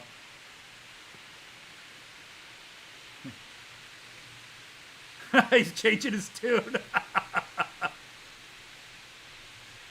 Oh, yeah, Jerry. Yeah, I mean, this is obviously the start of my second school year.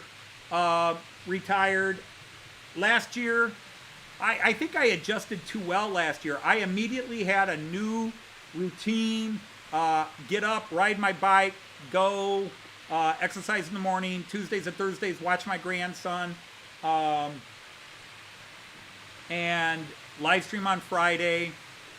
And I had a nice routine. I played a lot of video games that I hadn't played in years, computer games. And I was getting all kinds of new trains because my retirement bonus, most of that got invested, but I took a nice chunk of money and bought a lot of trains and stuff for my layout. But this year, I don't miss work. But my new routine has gotten a little boring, and part of it's just getting back into it because all summer my routine changes because Joyce and we get up and go play tennis. We work out. We do certain things each day of the week as we can. And we just, now that it's taken me, it's harder for me to adjust to Joyce leaving this year. Last year it was, yeah, Joyce goes to work. But for whatever reason this summer, Joyce going back to work this summer has been harder. So it's been harder for me to get into this mindset. I'm home alone all day. I don't miss work. I do miss all the relationships I had with my students. And I don't say that in any twisted, sick way. I loved all my students. Even the students who didn't like me, I loved my students. And I worked hard to encourage them to learn whatever subject I was teaching them. And I tried to entertain them. I tried to make them think that you can be smart and funny and cool. And let them know they had a safe place, that my room was a place where no big adult, no big bad adult, no rotten bully in the school would hurt them. I mean, my place was everybody's welcome, no matter your views on anything, just as long as we all respect each other here. And so I had kids who hung out in my classroom after school, especially when I wasn't coaching. And I had different clubs I ran after school, like German Club and Writers Club, and the kids could come and hang out. And probably 2/3 of my German club, after school German club, were kids that weren't in the German program, but their friends that were in German were like, "You guys have got to come with Mr. Dodd. You guys got to come and hang out with Mr. Dodd." And they would tell friends, and I had the biggest club. The only group in our yearbook that was bigger was the football team. And a couple of years, my German club was bigger than the football team. Hey, Ray. Yeah, and that's just it. I miss some colleagues. I had some colleagues. Now, this is going to sound bad if you hear it two-dimensionally the way you're going to hear it. I did not get buddy-buddy with most of my colleagues. Now, the ones in my department, we would go to lunch or meet now and then. But I was very adamant that my work life was separate from my personal, private, fun life. And so I didn't go out of my way to become friends with most of my colleagues at work, because if you get a bunch of teachers together, they talk about teaching. They can't help it. And I'm married to a teacher, and so the few times I'm out in the public, I didn't want to talk about teaching. I wanted to be Anthony Dodge, nerd.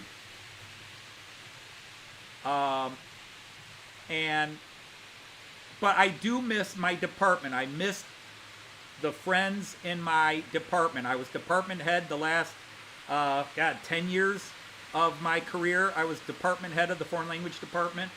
I was chairman. I miss that. And I miss some other teachers and the custodial staff that I was friends with, all the custodial staff, because you better be friends, the secretaries.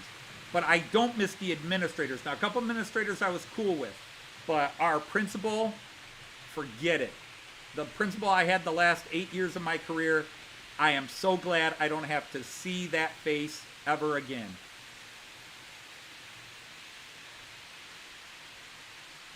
I had very deep philosophical differences with the person, and they were a person that you're either with me or you're against me, and there was only their way of doing things. That was it. So I did things my way, because my way in my classroom is what worked for me. And I don't miss the parents. I miss the great parents that supported me and worked with me with the German club for our shows, our programs, our exchange program, because those were fantastic parents. But we had just as many parents that their kid could do no wrong, and how dare you give their kid a D, even though their kid did no work in your class and was a disruptive bllue.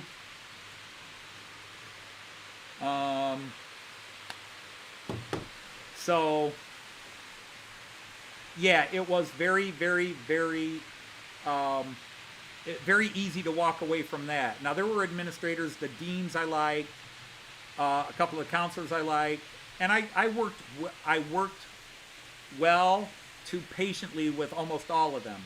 But there were others I don't miss. I don't miss the politics of Board of Education and appeasing this complaining parent and appeasing that complaining parent, because they're not in the school. If you're not in the school, you don't know what teachers go through day to day. So don't tell teachers what to do or how to do it unless you've been there. The in-services, the paperwork, the state mandated paperwork that just tripled the last 5 years of my career. I hated that stuff, and I don't miss it. And that's what I always said the last couple of years when I had finally decided I was retiring. When I did, the last couple of years, I didn't want to count down, but it was like I would walk through the halls and all the idiocy in the hallways or the problems at meetings and this, I'd say, I'm not going to miss this. Once I closed the door, that's what I missed. I missed the actual teaching and working with kids. But it was getting harder, and that's why I retired. I left while I still loved the job, and yet was not going to miss it. If you can retire before you're sick of the job, that's when you go. I just could not, I wanted to leave while I still loved the job.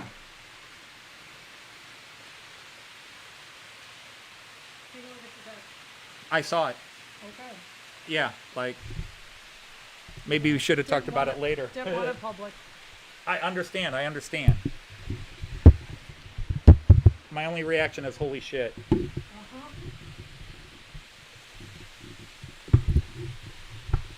Okay, so hi Ray. Wait, you can't say hi yet. I can too, if it's not. No, you can't. You can't say hi yet. Tom, hi Kieran. Don't you dare start until I get this Why? ready. They don't need to see. But they want to see. Hi People Finnerton, like yes, but you'll get it. Yeah. I hate going back. Hi Andy. Hi Mick. Hi Smallwood. Hi Allie. Hang on. He's watching, so. Hi Wolfsuck. Say hi to your grandson. Right there. Hi Kai. Mama loves you. Opal loves you too, even if you like Mickey Mouse more. Teaser.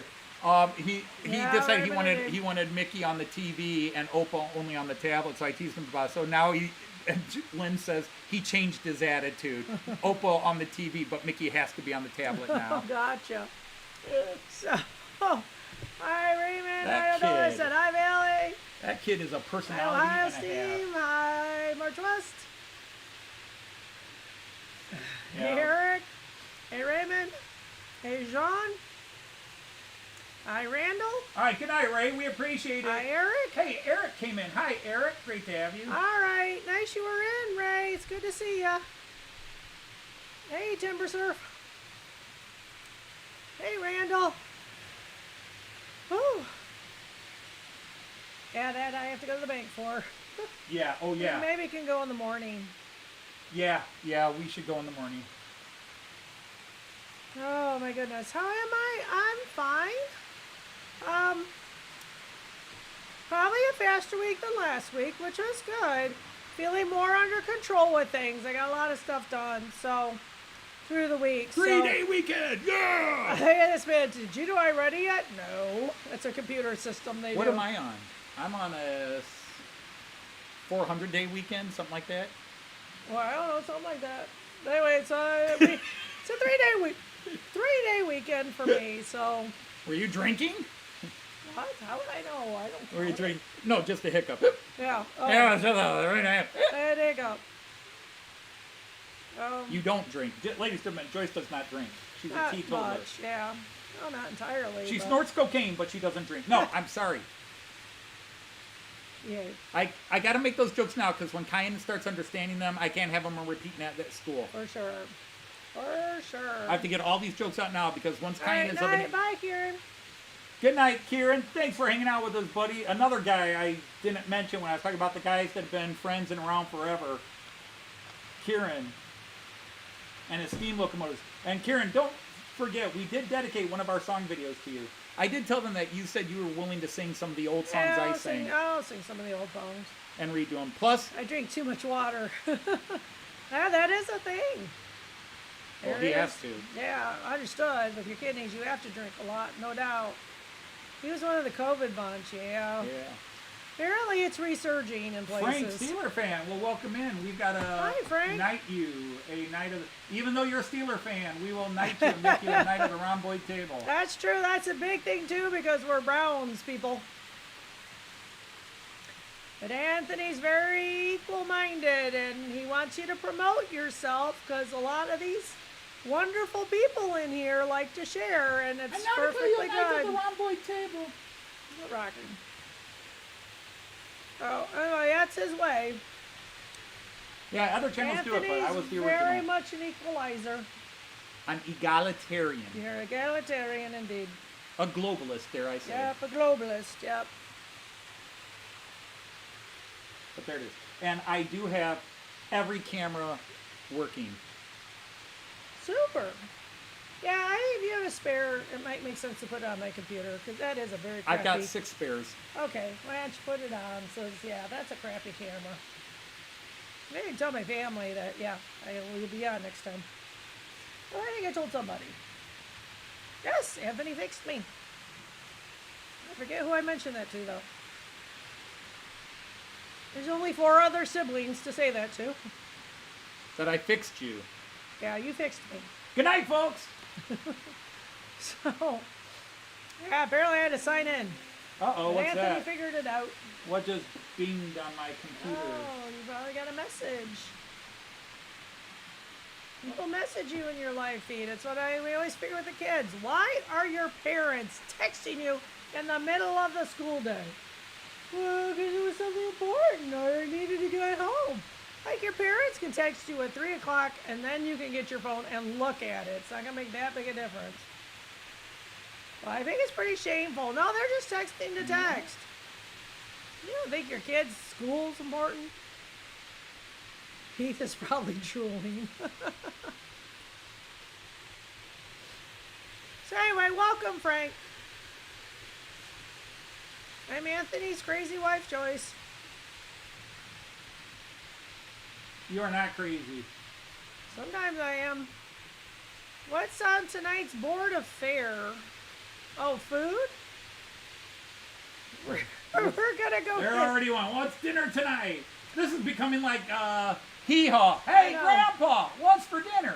Except it's Joyce. We're getting. Hey, Joyce. We're gonna get ice cream for dinner. So Anthony keeps his fit, trim body going. So when he wants something like splurgy ice cream, it's just the whole dinner and we don't eat more food. She's crazy because she married Anthony. Really, Thomas? I am a feminist. I believe women are extremely powerful. And if you don't believe it, watch a woman give birth and then think to yourself, could you do that? Indeed. On the flip side, I firmly believe that Joyce is one of the smartest people on the planet Earth, but I've proven I'm smarter. I've proven I'm smarter. Because I was smart enough to marry Joyce. She was stupid enough to marry me. Oh. Terrible. Yes, but it's a great joke. It's a good joke, but it hurts me a little bit. How does it hurt you? Because I think we're soulmates. We are soulmates. We had to complete the other half. We are soulmates. Opposites attract. I'm tall, you're short. Not short. You're a lot shorter than me, and you like tall men, so I classify as tall. Well, yes, but... I have blue eyes, you have brown eyes. Yes. I lost mine when I lost all the weight, but you still have your boobs. Because I'm a woman. Somebody was telling me they lost a lot of weight and they went way, way, way, way down on their bra size. That's what you tell your wife too. Richard. Fitting out Jaws and Flipper. All right. Now we're gonna play the game. Joyce, look at my trains running. What's my theme? Make sure you look at all of them. You've got a lot of old timers. Are you doing a steam day? I think. Well, that's why I always look at all the trains because you're definitely already hit the pitch. Oh yeah, okay. These are your trains that are not new trains. These are the ones that are not Era 6. That she did not know I was doing a theme. This is a woman who is. I know my trains. She's not here reading off a script. Eesh. No, I'm not. Absolutely not. Your mom was 4'11" and your dad was 6'2". My dad was 6'2" and my mom was 6 foot. That's physically interesting. My dad was 6'2", my mom was 6 foot. When I was born, back then they used to project. I was projected to be 6'7", 6'8". I didn't make it. I got to 6'3". Yep. Or if I put shoes on, 6'4". Mm-hmm. Our daughters are not quite 6 foot. They stayed under that. And AJ's just a shade shorter than his father. AJ is 6'2", maybe 6'1". Your dad had somewhere to put his pint. You do have a shelf. One of my coworkers, when I worked at a grocery store, was talking about we had a blizzard in 1978, and they got stuck at the store, and people were coming in. So yeah, she would talk about she'd like put the flashlight here, and where they were checking people out by calculator because all the electronics were gone. Yeah. And it was a great story, but yeah, she had a shelf so she could keep the flame. But she was pregnant. She was expecting a baby, so she really went out and had had an extra shelf. So Wolfsack, yes, I am running my Christmas 01.10 locomotive. 01.10, why?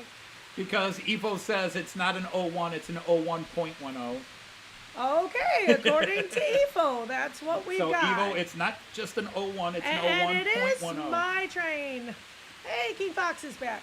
It is my train, because I told Anthony I was tired of the cheap Ian. That's our buddy Ian. Okay. I got tired of the huge, really cheap but it's plastic running because I needed G or whatever the heck they were. They weren't G. They were one. What were they? O gauge. No, O gauge they or were 1 bigger than O gauge. gauge. Yeah, they were 1 gauge, I think. And so they were just really cheap. You could get them at the toy store for like $20 at the time. So I said, let's get a proper train. Since we were in HO, you have extra track. Should be no problem. So that's my train. Do we have the new one coming in yet? Is that October? What? This year's train. The car. Car. Yeah. Yeah, those usually get announced in October, so that you can order them and get them in the States. But I have not seen a picture of what the new Christmas car is because they haven't announced their fall lineup. Märklin did not release, as far as I've seen, and I usually get the announcements, they did not release a summer new Neuheit. They announced a couple of trains, but they did not do a full like catalog. Oh, maybe they're not getting Scaling them back. out. Yeah. But yeah, I'm running the Christmas train because I wanted to run all non-Era 6 stuff, and I had 6 rates of cars that are non-Era 6, but I only had 5 locomotives I could get away with unless I used the Christmas train. So the Christmas train, there's no difference between the Christmas train and an actual 01.10. Yes. So... except it has a Christmas tree on it. Except Santa Claus is driving it. I did that. It didn't come that way. And it's got a Christmas tree on it. And it plays Christmas songs. Yes. Old German Christmas carols. Uh-huh. Yeah, it's got the Christmas tree in the front. Oh, I don't light the Christmas tree up. By golly, if I'm going to run the darn thing, let's light the Christmas tree up. I think Kyan's really going to enjoy it this year. You know? Yeah, Cayenne will be definitely more enjoyable. Well, we were talking about the trees on the Christmas okay, train. hang on. It's on the other side. We'll try to catch it as it comes around.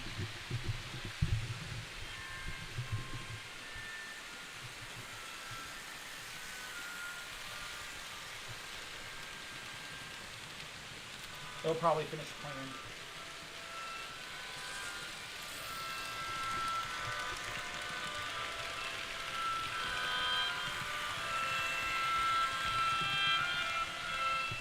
I don't know, were you guys able to hear any of that? Do you have any Amazon trees? All these trees were bought off Amazon, except for a couple that we bought at hobby stores. But yeah, most of... Oh, and okay, again, then. nothing you see situated here, Yeah, it's Christmas music. is where it will be when I actually build this layout. 3 years running. Might all be these when trees. Cayenne is 5 or 6 and can help a little bit. Yeah, I'm just waiting for Hi, Cayenne to Joseph. get to an age where he can help me work. But the only thing that is officially where it should be is, of course, as everybody knows, Oh, the the new people Dummenhorst do. station, Or the the old people Dummenhorst do. station, and the bus station. Even New these people do. buildings, which are arranged in the way the buildings are arranged in Dummenhorst leading into the station, these are not the actual buildings, and they actually need to be more tightly clumped together, and they need the road. That is just set up because I had all these buildings.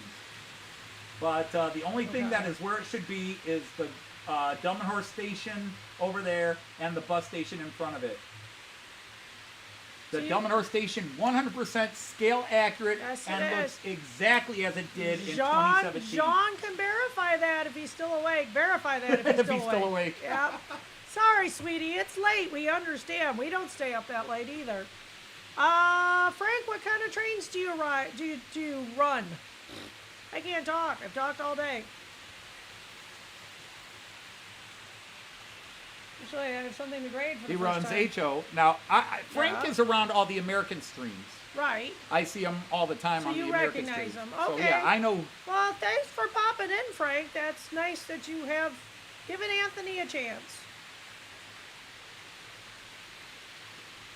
Transition error. Okay.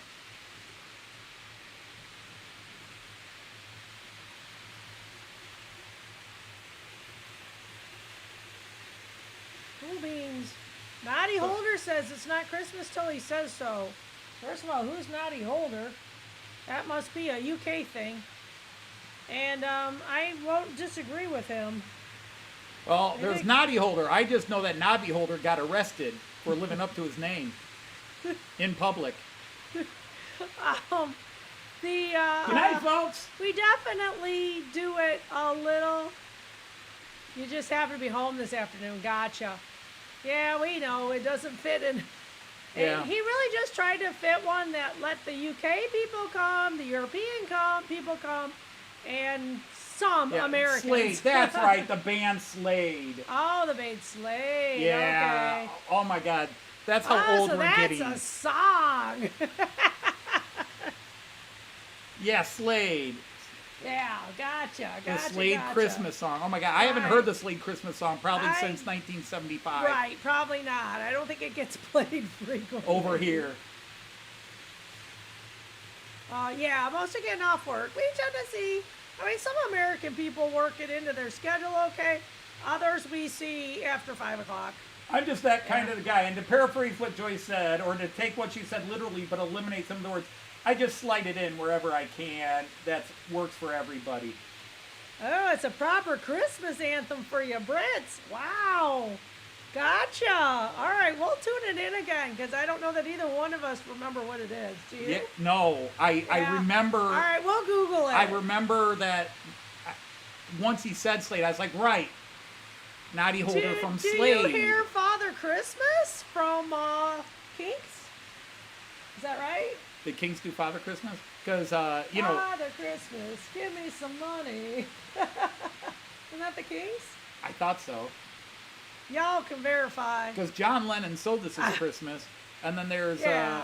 Paul's horrible Christmas song. I hate that one. Which one is it? Simply yeah, having it a is. wonderful Christmas I agree, time. it's pretty dopey. It's Paul at his most saccharine, annoying. Yes, the Kings. Thank you, Eric. And Eric's American, isn't he? Yeah, but the Kings He are knows worldwide. it. Yeah, Kings are worldwide indeed. Father Christmas, everybody. So, yeah, I know exactly what you mean. Some of these people, some of these songs they play are just blah. Well, yeah, we can find it. But thanks for putting it up there. Yeah, I can't play it now. We don't want to get that copyright. Yeah, we don't want the copyright infringement. Yeah. Actually, it doesn't do anything. I can get all the copyright claims. It just demonetizes my live stream. Demonetize it. You know, Anthony's Not that I care about the money. Yeah, Anthony's but not about the money, but take some beating, stop the cavalry. But, I've got like 4 different new ideas for pun songs, and we've already got a backload of tons. All right. Well, I got a long weekend here, so. All You Need Is Love has been started. All you need is Trains. love. All you need is trains. There's nothing you can run that can't be run. Yeah. No layout you can do that can't be done. Yeah, okay. You know where he is. Yeah, give No all system that you twice can the do little that rich isn't going to boys. work for you. Yeah. It's easy. Yeah, that's All you know, you need is trains. I have. You're giving people previews. Why not? I mean, Yeah, if they I want to do. steal it and do it instead, more power to them. Blah. Oh, Bing Crosby, David Bowie. That is we one of love the greats. that one. We love that one. We do. I don't mind John Lennon, So This Is It's amazing Happy how Christmas old War it is is. Over. I don't mind that one. Yeah. Just Paul's. Yeah, Paul's is gonna bleh. Paul's is just, he does some classical Christmas tunes well, but his own, because John had the great Happy Christmas War is Over. But yeah, if you want to talk about rock star, modern Christmas songs, because I can't stand 90% of the pop song, Christmas songs that have come out in the last 40, 50 years. Right. But like Mariah Carey makes me want to cry, and not in a good way. Yeah, the David Bowie and Bing Crosby, that is Yeah, it is. perfection. That's what it's all about. Oh, what's one? Rio Chill? Oh, and the Monkees. Yeah. The Monkees doing the Portuguese one. Luma, if you're here. Yeah. Rio Chill. Rio That's Rio actually Chill. really cool. The Oh, Monkees. I love it, and they do such a good job with it. Oh, they do. Anthony used to play it for his students, and you had some soprano way up the Rio, sorry for your ears. She was so high up, and the Monkees do such a nice thing. But now you know, I'm more in a middle class area now, but I taught in some very high poverty areas. Those children loved Halloween. Halloween is the great equalizer. They could go to all these different places doing trick or treat. They could go to the rich neighborhoods. Their parents would drop them off. You know, they just raked in the candy like you wouldn't believe. None of them loved Christmas And I'm not as much. I'm not a Monkees hater. I do like a lot of the Monkees songs. But, yeah, their rendition of Rio Rio Chiu, this old medieval Portuguese Christmas tune, is absolutely killer. It is amazing. If you've never heard the Monkees do it, let me get to the chat here, if I can get my mouse to change screens here. Remember, boys and girls, let us not use any political type statements because we don't like it. Yeah, Rio Rio Chio. It's beautiful. Yeah, you deleted it. Good. 'Cause, yeah, we don't do that here. This would be a very different channel if we started sharing our opinions. So we need to just keep it cool. So, Cliff Richard's Christmas Time. eh, Do we know that one? I do. You may not. I don't know. I don't play Cliff Richard. I'm not a Cliff Richard fan, No, not either.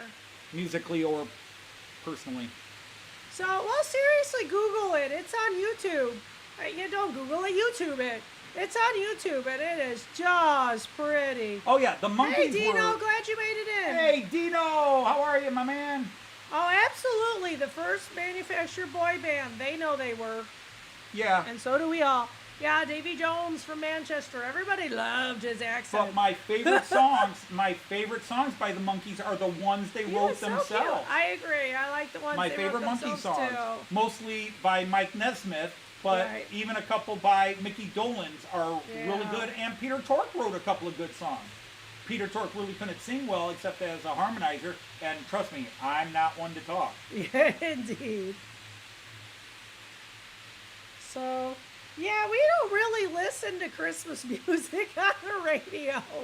We listen to what we like. Yeah, I have a massive playlist Oh, from a dozens playlist. of Christmas albums, and we have our favorite. And classical. boy, yeah, it ranges, I think, from the 40s. Oh, Well, heck, it no, goes no. older We've than got that. medieval and Yes, traditional. we do. So we've yeah, got English we go folk. way back with it. We've got English folk Christmas music, very traditional English melodies. You know, Thomas, I don't know if you're serious there. I saw 3 ships on Christmas days, on Christmas days, on Christmas Yeah. days. You know, the holly and the ivy. So Mm-hmm. that stuff, we love the traditional. Yep. Into the great composer stuff, and then the pop Christmas stuff of the 30s and 40s. Hey. Bing Crosby, White Christmas, Nat King Cole. Now I know, Mel Torme wrote it, but Nat King Cole's The Christmas Song, Chestnuts Roasting on Open Fire, is my absolute favorite Yeah, Christmas it's song. very, Period. very pretty. The Monkees were Lena Horne singing "Walking in a Winter Wonderland," killer, absolutely beautiful. Yeah, the Monkees were a manufactured band more than physical, and they did have the TV show. Brill Ives, Holly Jolly Two Christmas, of them and more. were actual musicians, and they hit a point where they really wanted to be a real band. So, yeah, they toured in the whole 9 yards with it. So Yeah, they did learn to play they instruments. ended up becoming a band, even though they really didn't say that way. Hey, Artie, good to see you, bud. There's Artie. I was talking about you to my students. We are learning about continents. So my friend Artie Zero in Australia. But yeah, I mean, the Monkees. You know, the first 2 albums the Monkees released, they didn't play on them. They sang, but in fact, the first album, all the music was already recorded before they were picked to be the band, and they had to learn. You know, Mickey Dolenz knew a little bit of drumming because Peter Tork and Mike Nesmith were the real musicians, but Mickey Dolenz had played drums and piano in a band when he was younger. He was also the circus boy from the TV show in the 50s. But And Davey was never greatly accomplished as a musician. But yeah, they had to do that. But they did teach. I mean, Mickey and Pete, or Michael Nesmith and Pete really worked with the other two guys to teach them to play more instruments. And then I think it was Headquarters was their first album where they played all the instruments. They wrote all the songs, or almost all the songs, and played all the instruments. And it's a great album. And I'm a Beatles fan, and a lot of Beatles fans hate the Monkees because they were just basically a ripoff of the Beatles. Yeah, they were. But I do like a lot of the songs. I like a lot of the songs that were written for them. But my favorite Monkee songs are the Michael Nesmith and Mickey Dolenz songs. The Girl I Knew Somewhere is one of my favorite pop songs out of the 60s, regardless of band. It's a great song. I love the guitar riff, and I think it's a great song.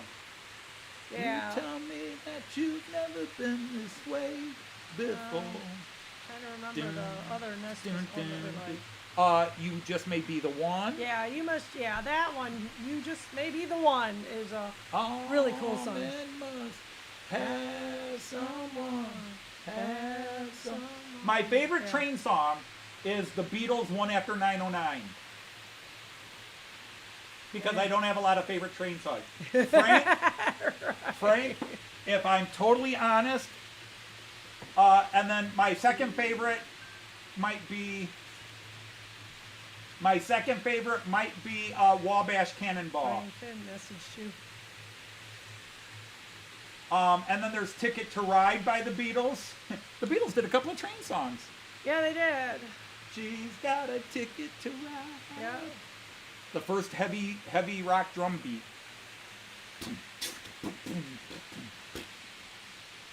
Ringo doesn't get enough credit. Yeah. But to be honest, my favorite train songs are my parody songs.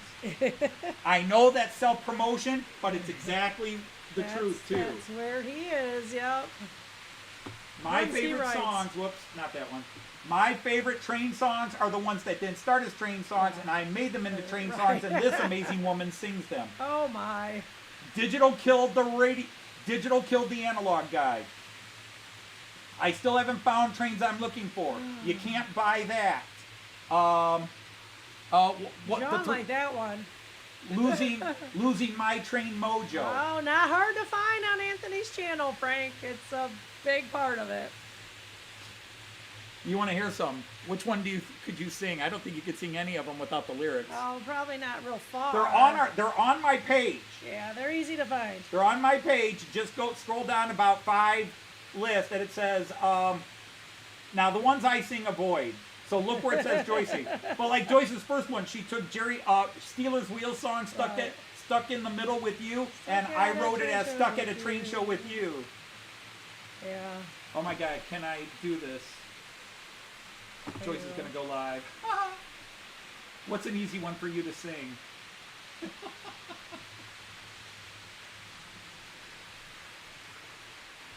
buddy. Now don't look at me and ask me what's wrong. Wonder why you even bring me along. You had us here before the break of dawn. And I'm wondering how much I You're not singing I'm off it. the song. Yeah, you're off the song. So I got to get into it. Trains to the left of me, dealers to the right. Here I am, stuck at a train show with you. I'm stuck at a train show with you. And I'm wondering how much cash you'll go through. Yeah. But yeah, I could play it. Yeah, you wouldn't get a copy of. Well, I your would get a device copyright. needs to restart. I hate those. Go away. It already restarted last night out of the blue on its own. Yeah. Take the A Train by Duke Ellington. I forgot that one. I feel Crazy Train bad. by Ozzy. Crazy Train by Ozzy is a great one. But yeah, I love them all. But seriously, I enjoy doing the Yeah, parodies. he is the Weird Al of train songs. That is quite a compliment, Frank. Thank you. Yeah, Midnight Train to George is a good one. Midnight Train to... See, all of a sudden you guys are coming up with them. There are good ones. But when you ask me my favorite... Sorry, Mick. It's a singing channel. The Train by Olivia Sanabia. Sanabia. 2020. Okay, don't know that one. No, Aerosmith had a train song, but it wasn't really a train. It was just a sexual illusion. Oh, I'm just thinking Toys in the Attic. And then who did Train in Vain? Who did Train in Vain?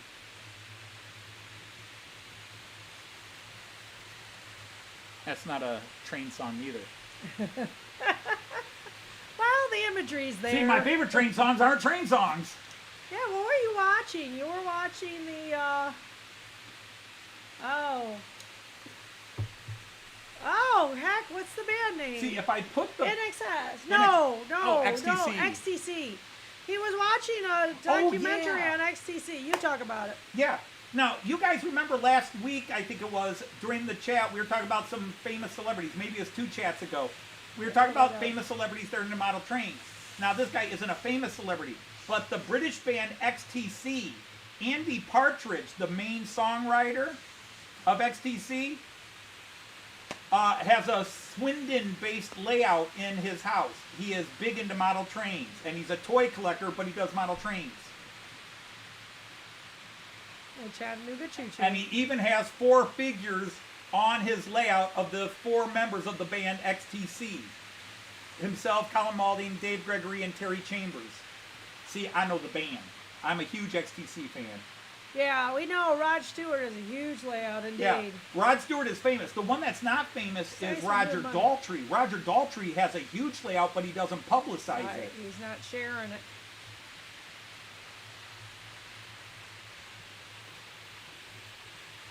You're going to use Wabash Cannonball for your channel? And of course, you know about that. Can you use Wabash Cannonball? for his channel? You know, like Chattanooga. Oh, pardon me, boys. Was that the Chattanooga Choo Choo? Yeah, who can what use what? Frank was asking. He said, what's he called? Yeah, I was going to use Wabash Cannonball for my channel, but don't know if it's allowed. So you can address that. Oh, now 2 things could happen. I mean, depending on how you're going to use it on your channel, is whether you'd want to use it on your channel or not. But most likely you get a copyright claim, which just means you can't monetize the video. Yeah, so it's not too big a deal. Copyright strikes are much rare, but those are the ones you get 3 of them in a 3-month period. You're booted off of YouTube. I have had 1 copyright strike, but it wasn't for any of the songs I did. Bogus. It was a stupid one. Bogus one. In one of my videos, I have a 3-second shot of a German Regiobahn, and apparently it was taken by a professional photographer. Now, I stole it off of a site 20 years ago. I clipped it from a site, but it was somebody's site. There was no watermarks. There was no accreditation on it. It was just this picture.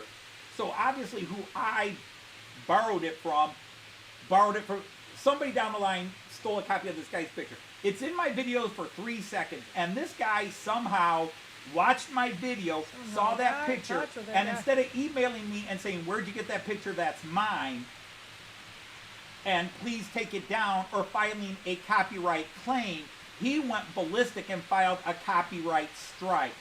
No communication, nothing. Now, if he filed a claim, I would have let it go. So he files a strike to make sure I take it down. But he could have emailed me. He could have texted me and said, "Hey, that's my picture and I don't like it being used." And I would have apologized to him and said, "Hey, I'm sorry. I got it off of a Pinterest site, and there were no," because I don't use pictures that have copyrights or watermarks on them. And you guys know how many videos and pictures I use in my Matt Clark series and my other things. I use a lot of videos. If it's got copyrights on it or watermarks on it, I do not use it. So this is like a 10, 15-year-old picture, and this guy just got real shit about it. Yeah, and it's like, really, dude? Right. So I had to really be on my P's and Q's for 3 months, and now it's off, because if you don't do anything else, it stays off. It goes off your record after 3 months. So now my record's clean again. So yeah, you're not monetized, so it won't matter unless the wrong person sees it and gets mad at you doing it. But Raymond, that's just it. The video wasn't monetized anyhow. I don't monetize my parody songs because you're getting all the pictures off of everywhere. Because the music. Although Anthony's really just thinking of putting the lyrics up, in which case you could monetize them. No, because the music gets copyright claims anyhow, so I can't monetize. Fair enough. Yeah. Okay. The music gets copyright claimed.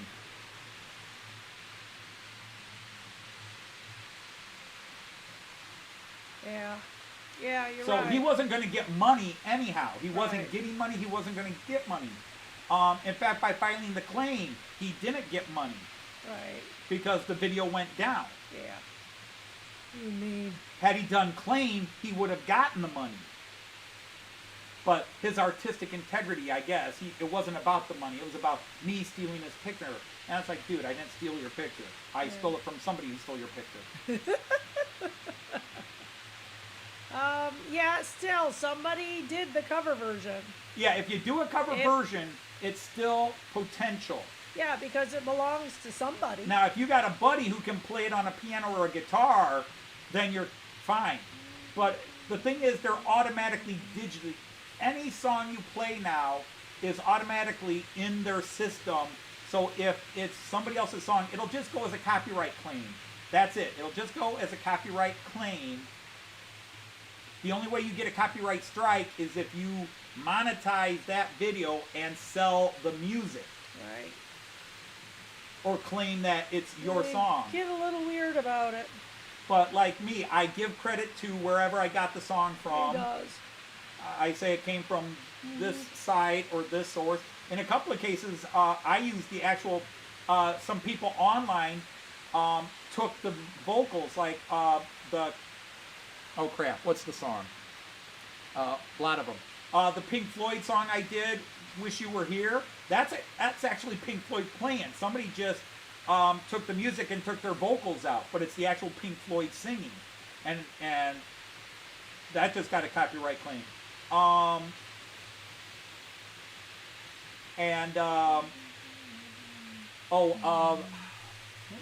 She's a creep.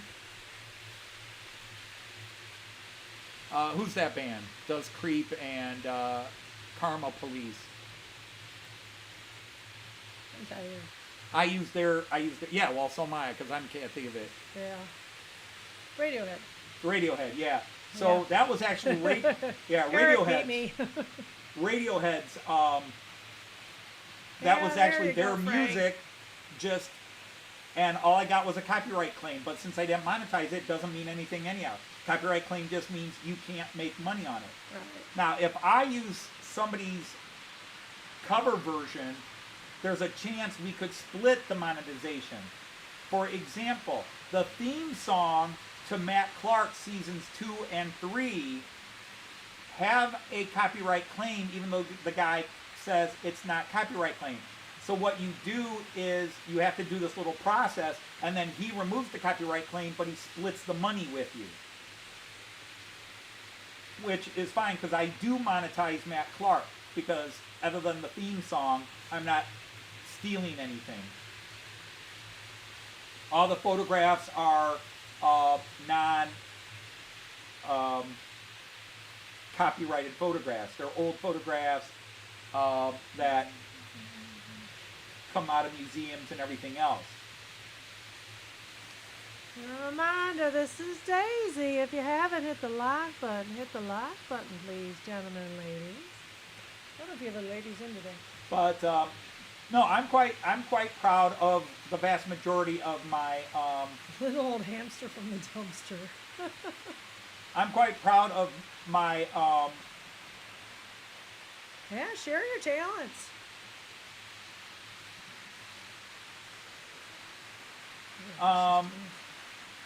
well, here, those of you that have actually watched our music videos, put your favorite song that we did. If you can remember like them. any of our songs. Well, like Andy McDonald, Yeah. there was one that Digital Killed the Radio Star was his favorite. Super and then great. when we did Awesome. Like and comment choice. Yeah, the NMRA used 2 of them. Yeah, they did. We felt pretty good about that. We were very pleased with that. The NMRA used 2 of our videos in a conference call. You want your cut. You were in for a very short time there, Artie. Yeah, Artie, the check's in the mail. Actually, the check is in a bottle that we threw Going in. across the Pacific. No, we threw it. That. We threw it into the Atlantic. Figure it'll make it there eventually. It'll get to Australia someday. It has to just go around Africa. My continents. And then India. Teach the kids. Truly, there's one ocean. We just give it different names so we know what you're talking about. But that's the thing. I have to split my Matt Clark money, and I've made about $50, or is it $100 off of Matt Clark? No, it's not 50. You should it's make more a like lot 30. more than that with it. It's about $35, $40. Well, because it's number of views and commercials. But anyhow, all 3 years of Matt Clark, I made a grand total of about $40 off of Matt Clark. And I had to split that, the money from seasons 2 and 3, half and half with the songwriter whose music is 30 seconds of a 16-minute episode, right. a 10-minute episode. I have to split it 50-50 with him. Yeah. That's bullshit. Yeah, it is. I write the entire script. I voice everything but the women that Joyce voices. I put the video together, and I use his song for about 30 seconds at the start of the episode, and he gets 50% of the proceeds. He does 2% of the work and gets 50% of the money. Right. Yeah, it's a bad arrangement for sure. Oh, wow. You think it even got to the West Coast? Say what? He says it bounced off the West Coast. I said, you think it even made it to the West Coast? Well, if it went to the West Coast, it went too far. Yeah. Oh, you're West Coast. We're thinking American West Coast, yeah, right? we are. The Australian West Coast. Yeah, Yeah, it see would that? have bounced and then come back around. Now, it might be Well, stuck in... Artie, there is a possibility. We've talked to our directors, and they said there is a possibility it hit Antarctica and got frozen. But as soon as that part thaws, and with global warming, it will be it's soon. Fine. That's not political, y'all. Just Google it. Jaws ate your checky, Artie. Your All right, check, Timber Artie. Surf's going to bed. Well, All it right, is 10 o'clock Timber. over... Oh, it's almost 11 Hey, o'clock Thomas, there. thanks for coming in. Yeah, Somali That's not Pirates got it. Somali, yeah. Whoops. Hey, man, what's this? It's a check for RD0 for $2.67. I will throw it back in for that much. Fuck that. Oh, sorry, kids. Whoops. Little blue language. Oops. Yeah, Boston. Gotcha. So, yeah, Artie, when we hit Australia, we'll treat you. We're going to have to get, I don't know, what's their money? An Australian dollar. Okay. Yeah, we'll buy you dinner, Artie. That should cover it. That'll more than cover it. It really will. Of course, Permission he's to offering us say free room. ours. He's Ours- offering us free room and board. He might charge us now. That's true. He might. He might charge us for room and board now. I don't think we want to kick Permission you to out say of ours. your You have our cell. permission to say and type anything. Yeah, really. I'm liberal with Like, language. yeah, No word. yeah. All words should be okay. I hate the concept of dirty words.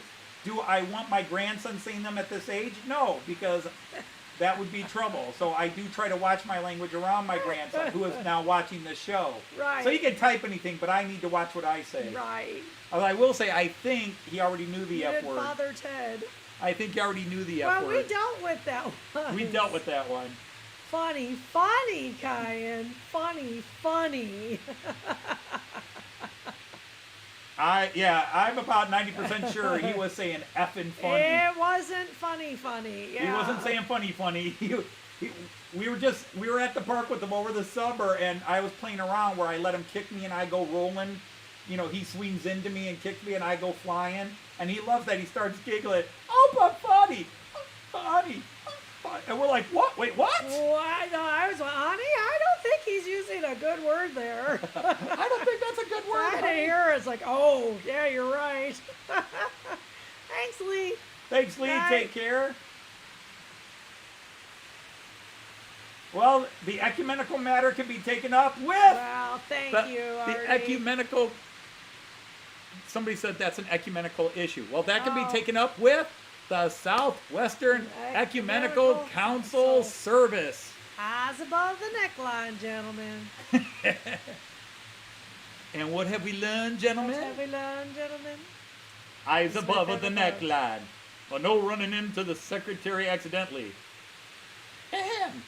Or intentionally. Yeah, that was some good work. You haven't seen that? Oh, That was some good work. And really, the episode isn't that funny. It's funny enough, I think, to carry the whole thing. no, there's more jokes of that. Some more jokes in it. I thought that was kind of that was it. So the money was just resting in your account, Father. What's that? Frank, Oh, so you the gotta money put was your just trays resting in in your reverse account, so I can Father. unwind So the my money was just eyes. resting in your account, Father. Andy T. I didn't say hello to you. Hi, Andy Oh, T. why don't you just go on single ones again? That might help Frank instead of the whole thing. Single ones? Just cameras. Oh. Why? Did somebody say they wanted to see something? Just bring a paintbrush with you. So Joyce, this is your Aussie home. Anthony, the landlord, said just bring a paintbrush with you. Ah, I see. I see how that Do we works. need to paint a room for you? I'm sorry. Oh, wonderful. Randall, I know you really enjoyed that. And that's great. Yeah, Kahat Stevens is probably my favorite. The funny I thing think is, so, I too. filmed a bunch of videos talking about questions people ask me, and I never published them. I filmed a whole bunch of videos about Matt Clark when the season was over, because people started asking questions about the inspiration, how do I do the voices, where do I get the idea for the voices, how did I get the pictures, who were my favorite characters, what were my favorite scenes, who was the easiest to write for, who was the hardest to write for. And Joyce was going to do a video Oh, one of these days, yeah. this weekend. It's coming out. Okay, You're yeah, doing it. sure, okay. I will do it. Sure. So, yeah, I just have a paper cigarette, that's it. Yes, So- I've seen bread. We enjoyed, I think you should put your Fredo Bagino as your number one, Randall, for obvious choices. He's the only one who survived. His survival is neither confirmed nor denied. Well, there's that. If you remember the last I cutback do, scene. a little bit of Schrodinger's. He's a lot bigger than that one. Wagons, we are back. Inside of Granny Flat No, not Fredo will be due to be painted when you get there. He just wants you to bring the paintbrush. Will get me to do the work. We could help you paint, Artie. What'd you do in Australia? Painted. Painted. You went all the way to Australia to paint? We've done more Well, it for was for friends, the free room and so board. I think it's fair. I have to bring my painting shirt, though. Well, Brian, you can't have any pudding until you eat your meat. Stimp that. Did you just cross German and English? I did. Stimmt that? Stimp da. Stimmt da. How can you have any pudding if you don't eat your meat?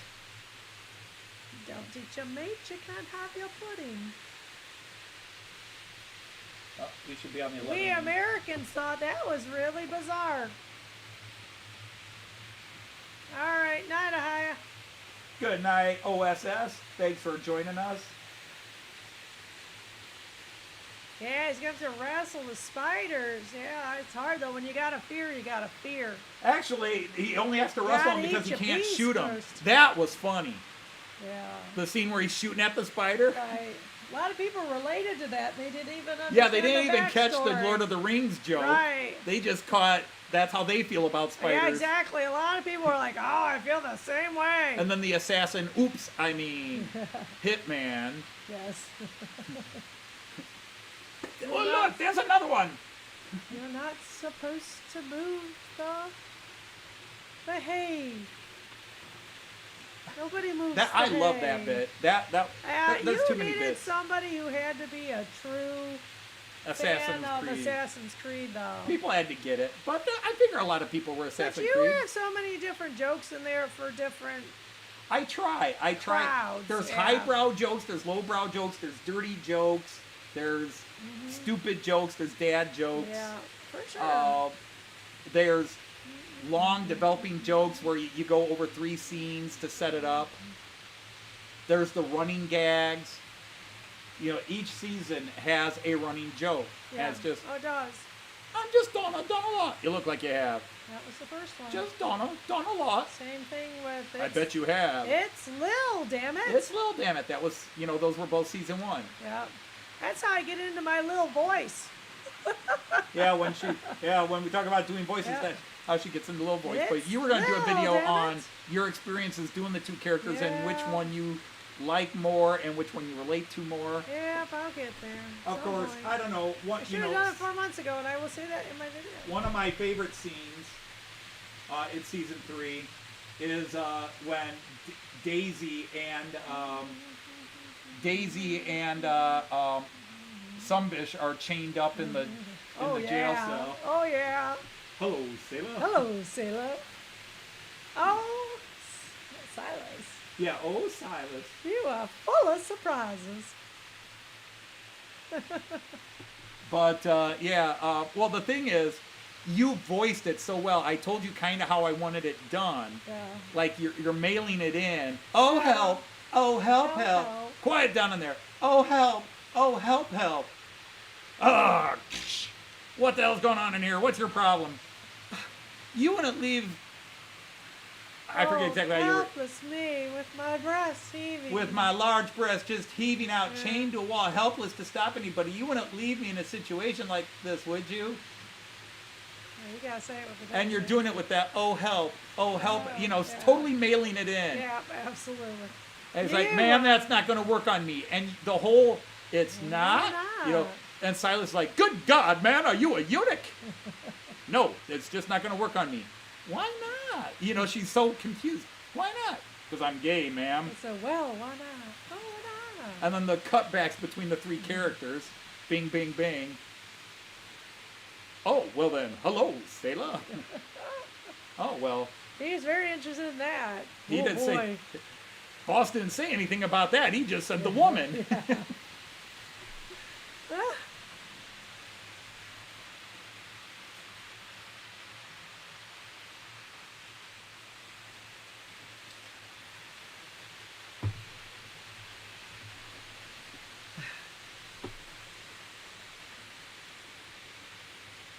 Lost your pet spider, got eaten by a wasp. That's a sad story. Poor Charlotte.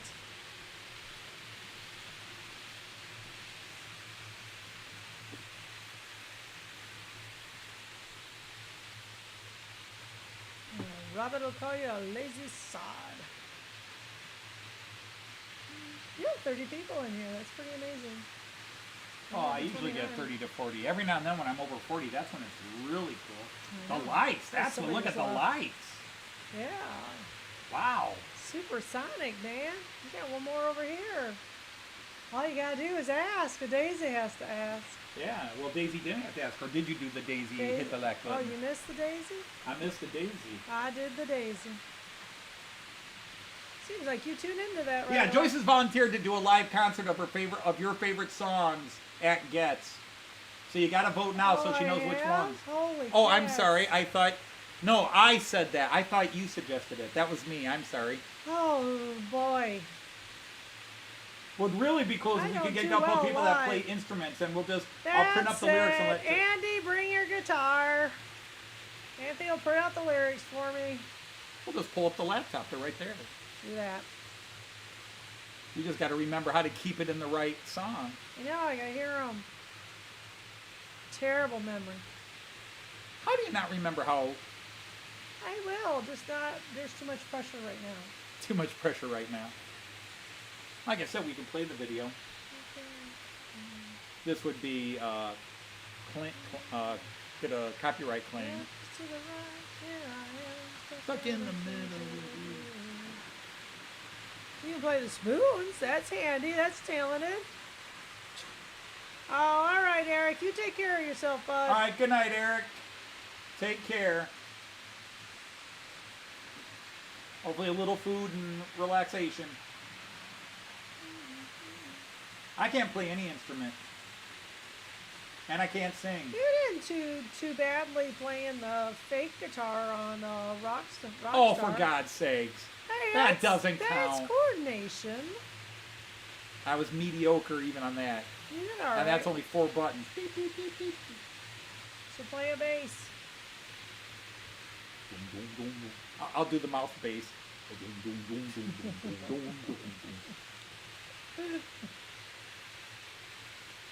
Hi, Vintage Märklin. You got 4 minutes left. Hey, Martin, how are you? We are running all my non-Era 6 stock. Maybe it's I a don't Longboard song. have.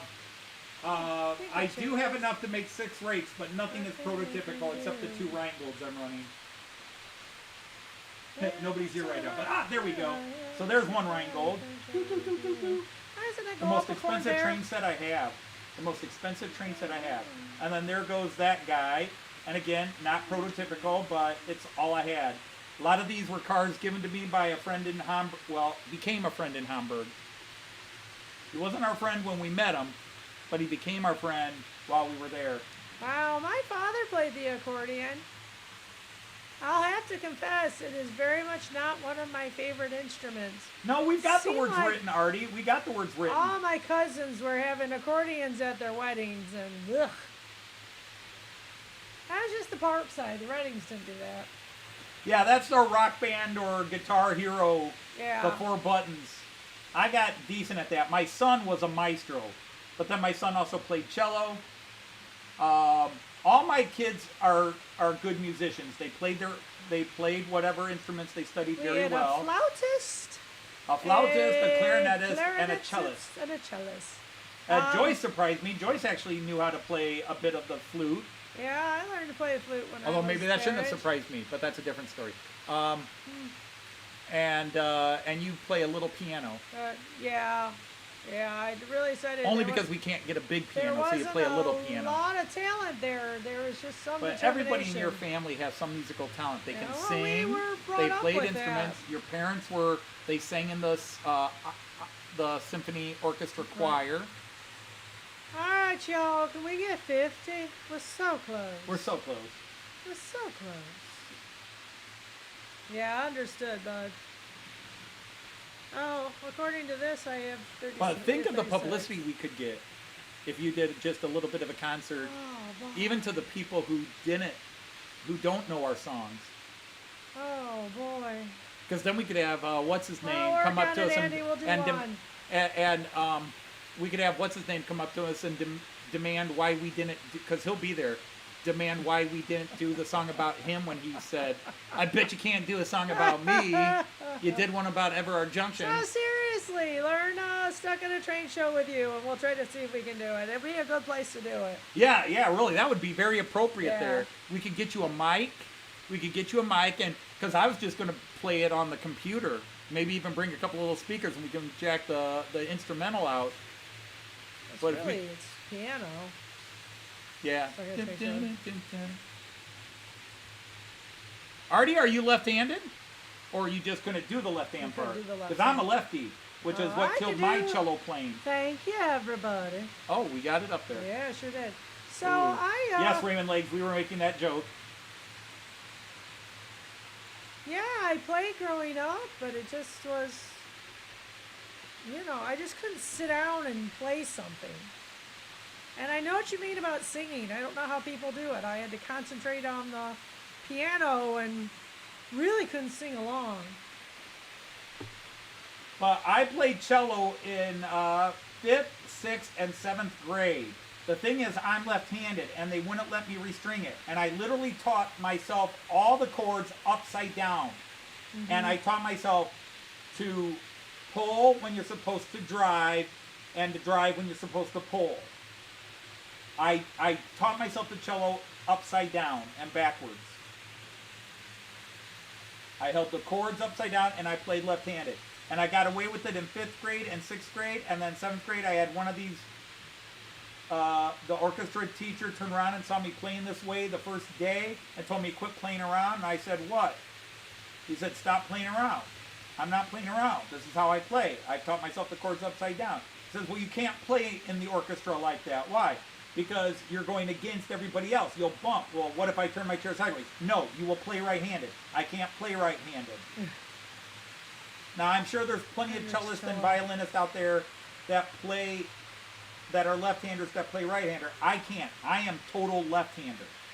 Yeah, I'm a preternatural left-hander. Anthony is a true left-hander. He's as left-handed as I am right-handed. He is not ambidextrous. See, I don't know that. I've never played piano. Don't know a damn thing. So you can't play the chords. See, I don't know that. I taught myself guitar, and my right-handed fingering of the keys was not consistent. You know, plenty of Army and rugby songs that are 18 plus. Oh, I know all kinds of songs that are 18 plus. See, Yeah. that's the thing. I could do all kinds of pun songs and have lots of fun, but I would wind up doing a comedy channel on YouTube, and I would start ignoring the train channel. So by forcing myself to keep everything train related, so Matt Clark, Railroad Marshal, my train song parodies, There you go, Artie. it forces me to be creative.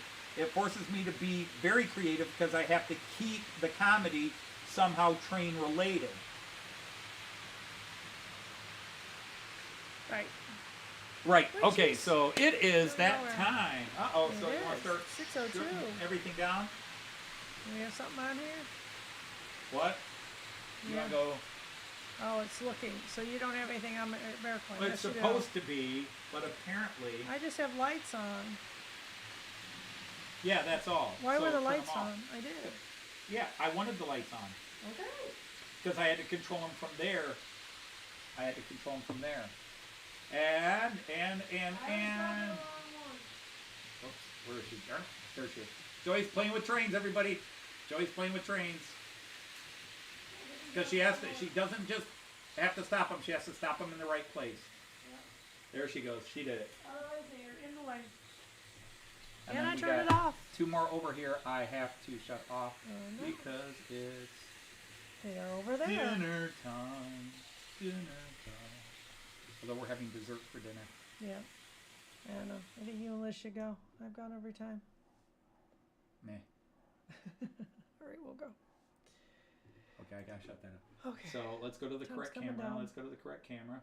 All right. So once again, we in case you missed it, I am starting earlier from now on. I'm going to start at 3 Why? because several people said it would be nice if I started at 3 and still going to 6. So it'll be a 3-hour live stream. Wow. The worst, I would say there are better ways you could spend your Friday evening, but many choose to spend it with us, and we are grateful Very for nice. that. We are grateful. Very nice. So if you haven't ever paid attention to our train song parodies, check them out. Check them out. Like And and comment. if you don't understand about Matt Clark, it's a serial, so you really have to start with Series 1, Episode 1, Right. and go all the way through. He develops his But characters in the first If you don't laugh, double your money back, Since you're paying 0. because that stuff is funny. It is funny. All right, so anyhow, we are going to call it a night here. So Yeah. on behalf of the amazing Joyce and myself, we're going to say Auf Wiedersehen Cheers. and happy trades. Take care, everybody. Bye.